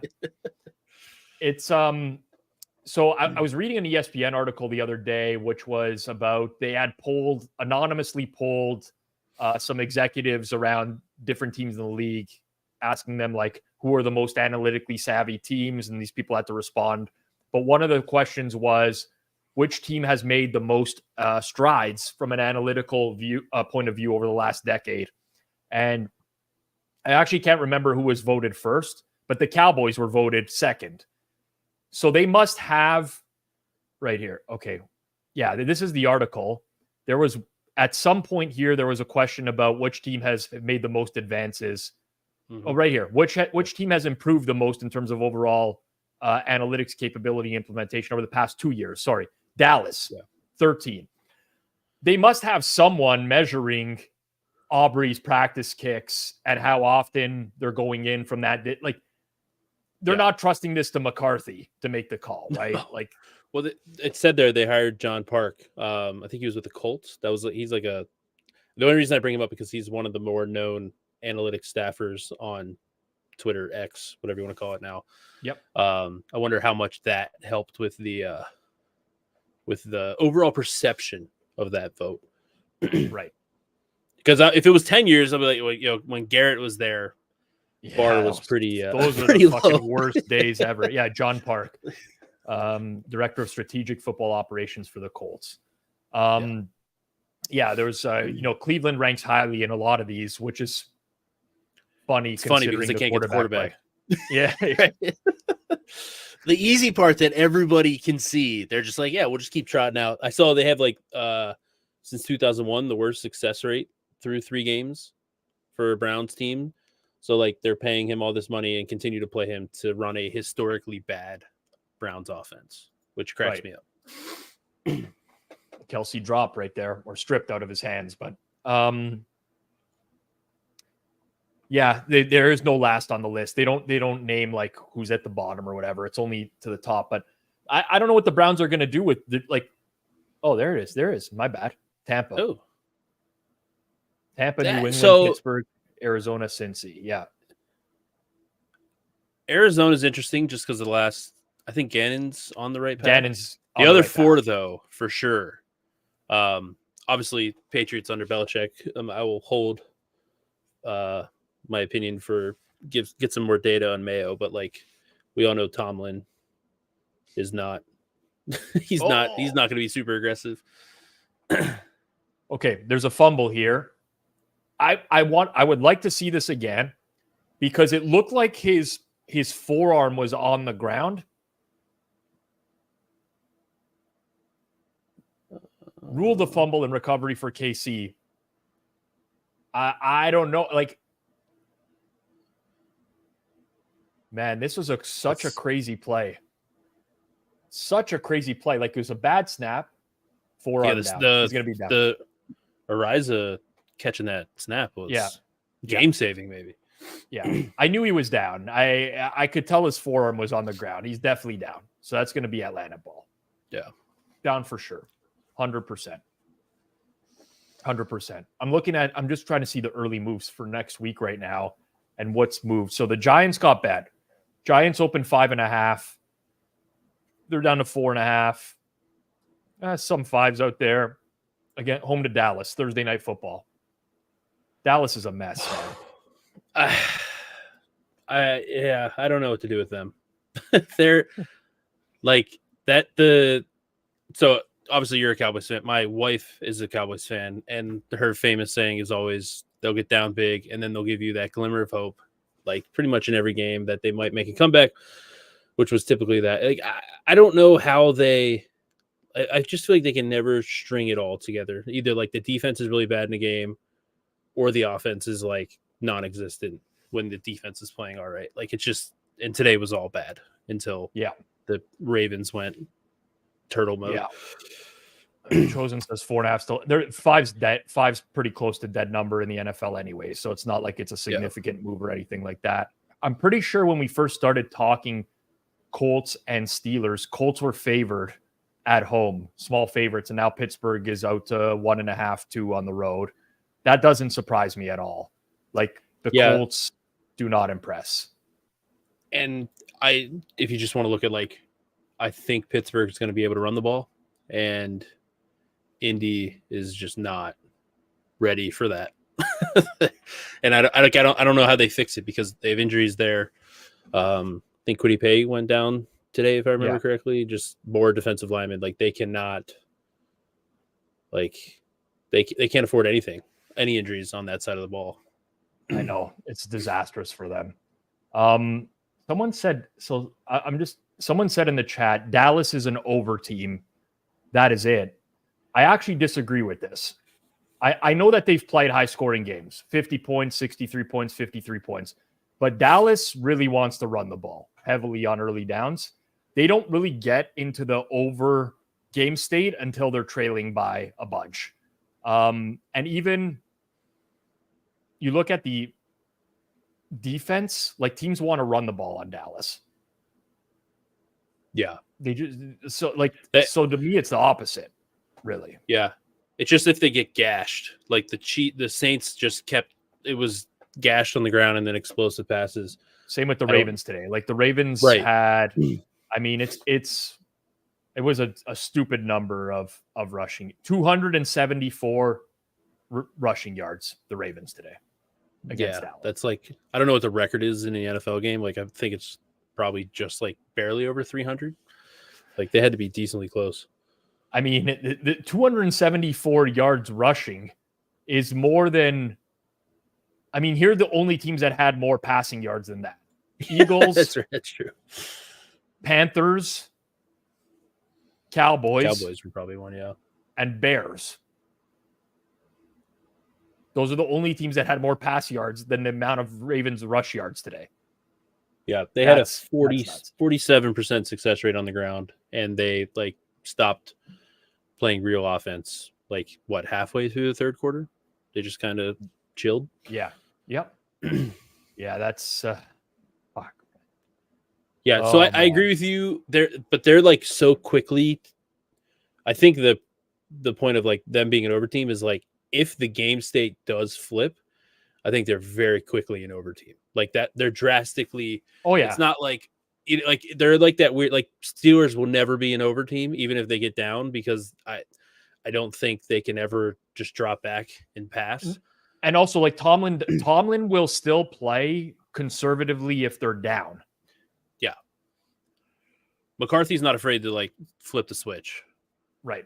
Like when they get down, they're not the like, hey, we'll come out of this run pass because we're down 14. He's like, okay, we have a quarterback that can do it, which is funny because you think you'd do it a little bit more often considering their running back room, but yeah. Alger's in the game now, by the way, and he's gotten 3 straight carries after the fumble or the. Yeah. It's just so funny to me that, like, do you think you agree with that? Like, I know the Belichick one's the like famous one, no, where it's like I would put my best players in the game. But Bijan hasn't done much tonight either. Maybe you go with a different look, different back, and it changes things. Like Bijan has 12 carries for 27 yards. There's just been no space. So yeah, it's also different if like you have a fumble problem. Like if you're fumbling frequently, then obviously you're no longer one of the best players. But like I don't know what his like career touch per fumble is, but like it's one of those things where it's like, all right, if this guy's never really fumbled, you're just going to bench him because he fumbled one time. Like, should we bench people for missed tackles or like dropped interceptions or something? Mm-hmm. It also wasn't even a fumble. Like he was down. Yeah, right. He's down by touch. Yeah, like coaches don't like that though. If the ball comes out, no matter what, they don't like it. Yeah, it's crazy. I know. Yeah, it reminded me of Deontay Johnson when he was with the Steelers and he had the drops. And they just kept having to throw to him because he was the only guy that could get open. And he was open all the time, but he just kept dropping the ball. Deontay had a big game for me today. Didn't bet anything on him, but he came through in the clutch after that argument with Johnny. Austin, were you on for that in the fourth quarter? Maybe you were. I can't remember which night that was. Who was fourth quarter that night? Anyways, we had a debate with Johnny that Stephon Diggs is. He was saying he'd rather have Diggs over Deontay Johnson, and I think Rob and I agreed in taking Deontay Johnson. And ironically enough, the next week, Deontay Johnson. There's Diggs also had a good game too. He had 90 yards. Well, but Diggs is. I'm not slandering Diggs. Diggs is a solid receiver, right? But Deontay Johnson has never put up numbers because he's always had a bad quarterback situation, right? Yep. Like Andy Dalton is maybe his best quarterback. Like Diggs had a big game today too. Granted, all of it was like I don't want to call. Yeah, it was like it was not neutral game state. They were chasing the game the entire game, but he played well. His separation numbers are actually better than I thought this year. I was looking at Diggs' stuff, but Deontay is just like, he's open all the time. Yeah, always literally. open. Always Yeah. open. Yeah. It's like those Steelers teams could not pass at all. Like that was like I think it was like Duck Hodges that era of Steelers. Oh my we had. God, I forgot about that guy. Like I he had forgot that about one good game, and people just loved him because his name was Duck. And then it was just like Deontay Johnson's open all the time, and then he'd have like 3 drops, but it was like, guys, there's no one else open. I got to throw him the ball again. Like it's our only chance. Do you remember what Big Ben was like at the end of his career? He was terrible. He was like the worst horrendous. arm I've ever seen in my life. No Wow. face mask on that. That looked like had to little be bit a of face mask on Yeah. Ray McLeod. No, something. Nick Bolton got hurt, by the way, on the previous play. Yeah. How is that Big not a Ben flag? at the end was bad. Oh, Chiefs, it- man. Scripts written. Check down merchant would be an understatement. It wasn't even check downs. It was just those were the routes they were running. Like Oh yeah. Was it the Browns with Baker Mayfield that smoked them in the playoffs that Yeah. year? I think it that was the the year Browns. they started right? like 11-1. Yeah. He actually, you know what? His arm was actually like semi okay early. Like he was doing all right, and then like his arm, once it got like below 45 degrees consistently, his arm was just toast, and they were so bad. I think they had like turnovers in that game too. Like everything went wrong. It was just like we knew this team was a fraud, and then it just got like blown up by the 50 pass attempts, 3 yards per. Yeah, that was it. Pretty much That was because they couldn't run the ball. They couldn't run the ball then either. Like their offense was, at least now they actually kind of have an identity with Arthur Smith, which is weird to say, but I think Arthur Smith is solid OC. You like Arthur Smith? I think I kind of judge OCs on like, are you forcing your players to do things that you can't do? And like he made Tannehill look pretty good, and like Fields looked so much better. I'm not saying Fields is good or anything, but like he's just like, all right, this is what it is. Here's where you need to go with the ball. Don't turn it over. And I feel like that's a pretty decent. I'm not saying like he's not like LaFleur level or like Shanahan or anything like that, but I think like there are plenty of worse options out there right now. And I don't know. I didn't expect much out of Fields in the Steelers offense, but they're like they have an identity. They're not going to be super efficient. And I think that like kind of shows something, but I don't know. Yeah. I'm with you. Like I was very anti Tomlin for many years, but he's had so much success doing the same thing forever. Stupid. And at some point you just got to like, you got to tip your cap and be like, I don't understand how it works, but it works. Like it does. And this whole thing of like, let's not turn the ball over and trust our defense. Now that's not going to beat the best teams in the AFC. Yeah. But it's going to beat teams like I mean, you could argue like 2/3 of the NFL right now is not exactly like world beaters. So they could contend with all of them. It's going to beat the Chargers when Taylor Heineke comes in and they lose some player. Like it's going to beat that. 4th and 2, going for it. Got it. Drake London. Yep. Man, Chiefs are they're doing their thing again. They're doing their thing. I can already predict what's going to happen. This is going to be a 25-23 Chiefs final score. Okay. Will there be a phantom flag so everybody can lose their minds? I don't think the Chiefs got another flag. On the game-winning field goal, Harrison Butker will get it blocked by a guy who jumped offside, and he'll get the re-kick, and it'll go in the second time. No Kyle Pitts, please. John's in the game. Please. Wow. I can't wait till they go to a 1 wide receiver set and it's just Kyle Pitts. The real question is, do you think the Falcons kick here? I don't think so anymore. I honestly don't. They're too close now? Although like back in the day, if it was old Raheem Morris, definitely. But new Raheem Morris, I don't know. It depends on what it is. Honestly, it depends on if it's a longer. Chad's being so mean to me, just begging for a Pitts touchdown just so they can see me lose a bet, which is crazy. They've turned on you hard. They've turned on me. I have real money on this. It's not like this is just like a fun fantasy thing. Like they were all a big fan of you. I don't know what happened. I think you started to interject yourself a little too much. It was the Price is Right. He set himself up. It's true. That was a bad move on his part. He did set himself up. Nick Bolton has returned to the game. Yep. Bolton back in. Jason. Your boy. You big Bolton fan? Bolton, Ontario? Michael Bolton? I mean, lots of. Oh my god. Oh, that was close. My god. That was close. Yo, that was monster. Wow. No, I'm a big Michael Bolton guy, but not the Michael Raheem Bolton. saying stay on the field. Raheem saying stay on the field. Here it is. This is huge. Yep. Vegas made the call. Yeah. Actually, no. If Vegas made the call, they'd be kicking the field goal here, right, to cover the spread. Right. Yep. No, but that's they don't want me to win. This was the moment where everybody turned on him. Tried to get rid of Poor Guy as his nickname. You did. You tried real hard. Oh, come on! Don't deny this. How am I not Jersey guy? By the way, how am I not Jersey guy? No. You're trying too hard to get rid of it, man. That's what's going on right now. Oh, bad underthrow to Drake London. What was that? You know what? I'll tell you what it was, Jason. It was Kyle Pitts not scoring a touchdown. That's what it was. I don't know what you're complaining about. I didn't even look at that. Okay, fourth down. I know. You've been so off tonight. You don't even know what down it is. I'm off. I don't know what you did today. Were you boozing today for NFL Sunday? It's okay if you were. I'm HR, and I accept that. I sat on my couch for 7 hours straight.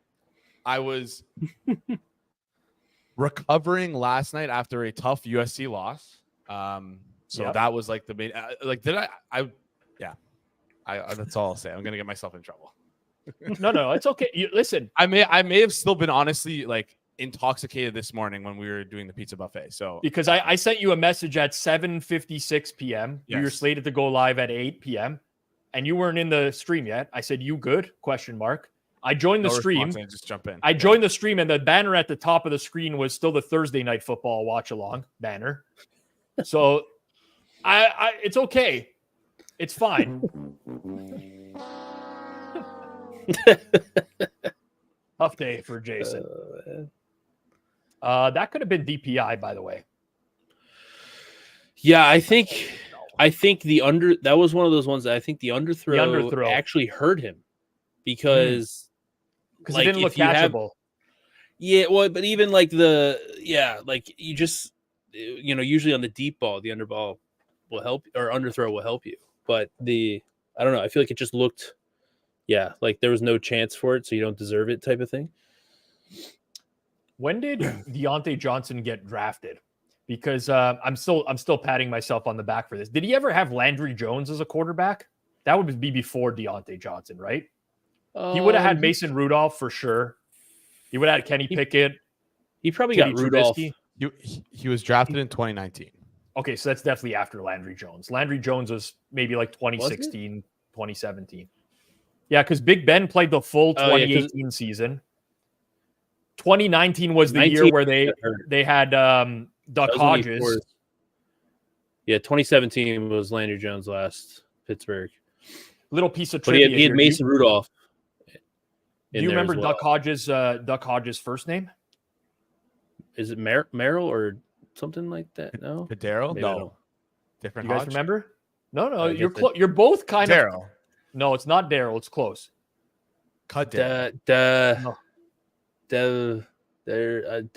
know. Something like that. Devin Hodges. Devlin. Hodges. Yeah. Devlin Hodges. Duck Hodges. Should never be spoken. Duck is so much better. I know. It's true. You can't tell me that he started a couple extra games because his name was Duck.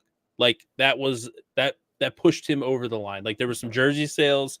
That matters. Yep. Oh, yeah. You cannot convince me otherwise. He started a couple extra games because of how those Steelers tailgates for sure. There was like all sorts of duck being cooked. You had duck calls. They were like duck calling to each other. The Steelers probably had like a official duck call of the Pittsburgh Steelers as well. They had it going. Yeah. in a couple weeks, October 5th is UCLA Penn State. If it turns out to be not a night game, I'm going to be going to that game. Oh, yeah? Yeah. I got invited by Mike Craig out for that. The problem is if it's a night game, I can't make it back to Toronto at like a reasonable hour for Sunday NFL. Yeah. But if it's a day game, I can come out on Friday, do the game Saturday. The problem is I think it's going to be a night game because it's UCLA. Like it's going to be a West Coast team, right? So here's the thing. They have a night game. I mean, it's all up to the TV contracts. I can get some insight for you. I can ask my buddy tomorrow. Might have a decent guess. But they play Illinois next week, which is a night game. I don't know if they do back-to-back night games. And I think Washington has a chance to be a night game later in the year. I don't know if they'll do I don't know if there's like a limit on how many night games the schools want to do because it takes a lot of like manpower and personnel. But I don't know if they'll do back-to-back. I don't know if that's ever been done before. So Bob says awesome stadium venue. I passed by it last year. I golfed with Austin. Was it last year or 2 years ago? I'm horrible. It was last summer? Yeah. Last summer at Penn State U. We played I don't remember, blue course, white course, some sort of course. White course. Yeah. White course. That was your best putting day ever. Oh man. I was just it was tour level putter here. Like I was draining putts that day. It was absurd. So Penn State season ticket holder, I would imagine 3:30 kick. 3:30 is fine because game ends at 6:30. By the time I get out of there, it'll be like 8 o'clock. But it's not a bad drive back to Toronto. Like I'd make it home by 1 a.m. Pizza buffet in the morning. I'd be in a good spot. So you planning to tailgate? Oh, 100%, dude. The problem is, but I'll be driving back, so that's gonna be challenging. Give yourself some time. I think I'll probably just go in on Friday, get obliterated on Friday night. Yeah. Saturday, sleep in, and then I'll tailgate, but I'll take it easy. Right. I'll take it easy. Yeah. No, it's UCLA kind of stinks, but it should be a good atmosphere just because it's like the first time. I don't know if UCLA has ever been at Penn State. I don't know, but obviously new opponent, new conference opponent should be fun. Cousins is going to throw pick six up the drive. No, that's like the primetime Kirk creeping back in. You know, it's funny because he's actually way better than people give him credit for. He's just in that awkward, like, not ever close to being like great or elite, and that's hard to deal with. You guys want to bet anytime touchdown? KC defense 45. they score a pick six more than once in every 46 times. Come on, they score a defensive touchdown more than once at every 46. Has to be, no? Oh, I mean, he wants to throw a pick here. Kirk, that's the thing. I'll give Kirk credit. He won't shy away. He'll try to fit one in to a tight area. Fitting stuff in through a tight area is very tough to do. I was trying to switch the verbiage there because I knew it was. I was done though. I was cooked. I set myself up. Porn guy. He hears the verbiage and he swooped in. He was like, "Yo, I'm here. Like I'm ready for it." Yeah, phrasing is so important. I noticed no clock tonight to keep yourself honest. I've noticed. No. I thought I earned the no clock last time, but I guess I didn't. So I'll bring the clock back in for the next time. But I just noticed I went to take a leak earlier and the viewership just plummeted. Yeah. But chat rate goes up. That's what matters. Like that's all very impactful. You get the guys going in the chat for sure. It's good. We get lots of chats. Type the messages. What is this? More penalties? 2-minute warning. Do we think that if we bet Kansas City defense, I don't think they're going to let us bet it now, but touchdown, are the KC guys smart enough to fall on the one and not score the touchdown? I was going to bring that up. What was that Singletary today? Did that? Don't remind me of that one. Oh no. I got oh man, I had a couple big SGPs cooking today. That would have covered an alternate spread for Giants because I had Giants -9.5. Yeah. And I already hit Daniel Jones alternate receiving yards on that one as well. That's the SGP for you, man. That was painful. You know what? SGP giveth, and taketh away. PGP giveth, PGP taketh. I love it that he just leaves, right? Like he knows it too. He's Yeah, like, he knows this. He's like Costanza. He tries to go out on a high note, but half the time it's not even a high note. He just is gone.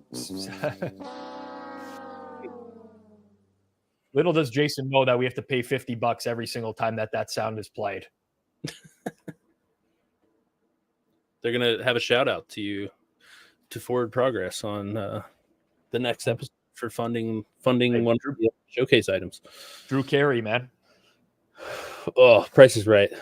Love. I grew up watching Drew Carey show. I never imagined like Drew Carey would be okay in like hosting Price is Right. It's been like what, more than a decade now, probably. Yeah, how long is it? It's been a long time. I wouldn't have guessed either, but then again, I don't know who would fit that role. Like if Drew Carey retired today, who's a good option? Like I don't know. It's a tough gig because yeah, you gotta be personal. Oh man, whose line is it anyways? Was so good. There's some I see some clips on like TikTok or like, and I just get into like funniest moments that I'm just they're gold. Those old clips. I saw Colin Mockery in Toronto last year do a show, which was actually a very unique show. I like going to hypnotist shows. I think they're really, really funny. You get like a different show every time, whatever. Yeah. But this was a hypnotist show where Colin Mockery would then improv with the people that were hypnotized. And it was really, really funny. Like that's an interesting idea there. And he was like, it's actually incredible how he can think on the spot with that stuff. I loved Whose Line back in the day. The quick. I think it moved to Disney at some point, and no offense to like Aisha Tyler or whatever, it just wasn't the same as when Drew Carey was there. I don't know. Was that live? I don't remember if it was live. No, so it wasn't. Well, they would shoot over the course of an entire day. And they would just pick and air certain things. Yeah. Because there's so many outtakes that didn't make it to air. But right. Oh, that looked like a false start right tackle. Oh. What's Drake London doing, dude? Make a play on the ball, man. I have a tight fantasy matchup that it's going to come down to Kyle Pitts, and he got tackled at the 1. Oh, my God. You really? Kyle Pitts? Oh my God. Fantasy. It's not. Jason needs no Kyle Pitts touchdown. I need no Kyle Pitts. Kyle Pitts. That's painful because I've had him. It's a dynasty league. I've had him the last 2 years, and like nothing has been fun owning him. But yeah, that was a little painful because I also have Singletary. So I've had two 1 yard. It's a tough day. Penalty. Tough day. They say the Chiefs are the only team that the Chiefs gets all the breaks, right? Yes. You know what's funny about that? I think he grabbed the inside of his helmet.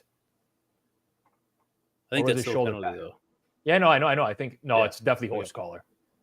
Okay. Actually, you know what? If you grab the jersey and not the pads, it's not a penalty, right? I don't think so, but I don't know how it's worded. I'm gonna call it no matter. You can't tell, right? Yeah. My favorite when I was growing up, I fucking loved Roy Williams. Roy Williams, Cowboy safety. He was so good for like 3 years, and then just kept getting cooked in coverage over and over. There's an old Pro Bowl clip of Roy Williams. I think it was was it Rod Smith with the Broncos? Austin, do you remember who the Broncos receiver was? I think it was Rod Smith. Might have been. You're pushing my memory limit. Okay, I think it was Rod Smith. In the Pro Bowl, Roy Williams absolutely levels this guy on a pass over down the sideline. It wasn't even like a completable ball. One of the dumbest hits you'll ever see in a Pro Bowl. Oh, wow. Wow, I can't believe London caught that. It was Rod Smith. 25-22 is looking. I can't find 25-23 is looking pretty nice right now. Yeah, but I loved Roy Williams. But they invented the horse collar tackle because of him. He used to tackle people like that all the time. He's like fucking ending careers, man. There was a time where that was like allowed. Oh yeah, The the horse collar is pretty like new. Yeah, horse collar rule is the Roy Williams rule. He was the first guy that just started tackling everybody like that, and people were just getting like very, very bad lower body injuries. Yeah, Like, have they on the flag for hip drop yet, or is that just going to be a week 1? There was a few, but for the most part, no. I was say I know they've been finding guys after the fact, but not. Yeah. Let's see if Kyle Pitts can get in the end zone here for all of us. Why? Why?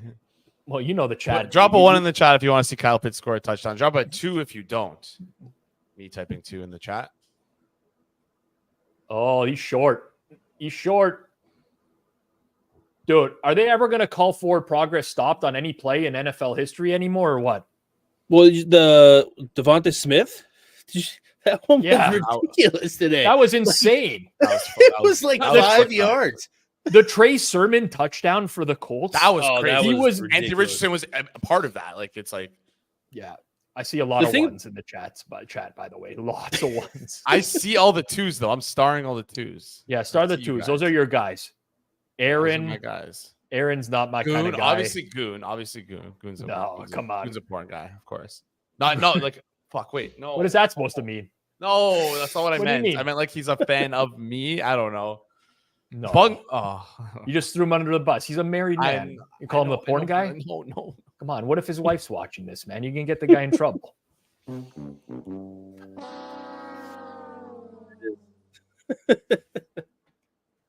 Oh, man. All right. 4th and 1. What's the most Kirk Cousins way to lose this game? Fumbled snap. I mean, should they even have Cousins under center here is the real question. Why not snap it to Bijan Robinson under center and have him dive forwards? I mean, they already Oh. lucked out with that fumbled snap by Kirk that Bijan caught somehow. He's That was cooked. ridiculous. He is cooked. Chiefs cover. Let's go. Bang, Bang, bang, bang, bang, bang, bang, bang, bang. man. The public bailout special of the night. They told me the public couldn't win on Sunday Night Football. Man. What a dumb play. Bijan unders across the board. We ended up with a good night here. Mahomes didn't hit his passing yardage. What a night. Did Justin Watson catch a second ball? He did not. Oh my goodness. All is We just cleaned in the up. world. All is just in We the world. cleaned That's up. all I'll say. All is just. I lost a big payout on last week on Jalen Hurts getting in on the 1 when Saquon Barkley should have been in, but he fell 1 yard short. Then Kyle Pitts this week falls 1 yard short. Life is just. Are you done? It gives Are and you they done take. yet? You done? Chiefs, man. They All just right. win. As long as they don't fumble the kneel down, that's good. Austin, appreciate you. People don't Thank you know, for but having Austin me. jumped in on short notice today because there was an emergency for someone else. So Yeah. we appreciate him. Anytime. Follow him on Twitter at amock419.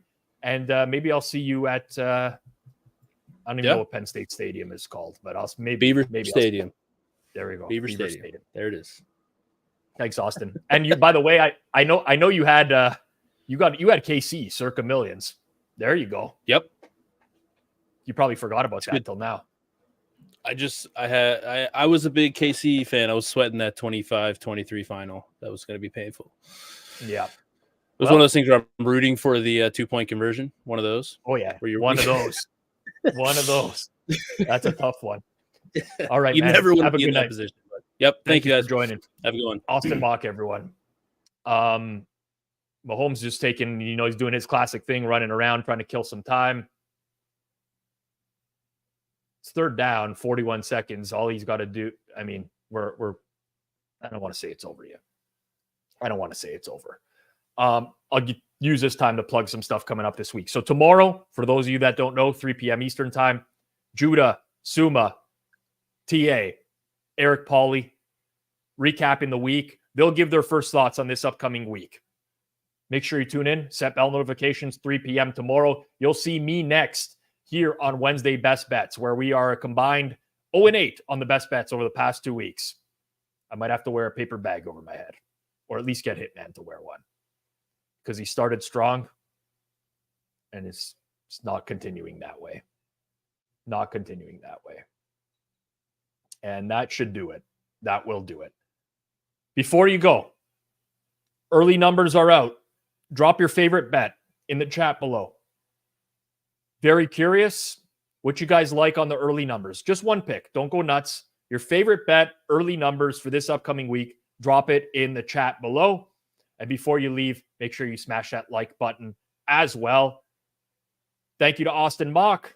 Thank you to Jeff Feinberg, who is, he, I don't know if he hit the pen, hit the crown and Dr. Pepper. I don't know what he did, but he did. Thank you to Clive Bixby as well in the first half. Producer Jason Cooper as well. Porn guy Jason Cooper, of course. PGP didn't come through tonight, but I know he'll get one before the end of the year. Thanks, everyone. This has been a Forward Progress Sunday Night Football Watch Along presented by Fanduel. Enjoy the rest of your evening, everyone. I'll catch you back here on Wednesday. Peace out.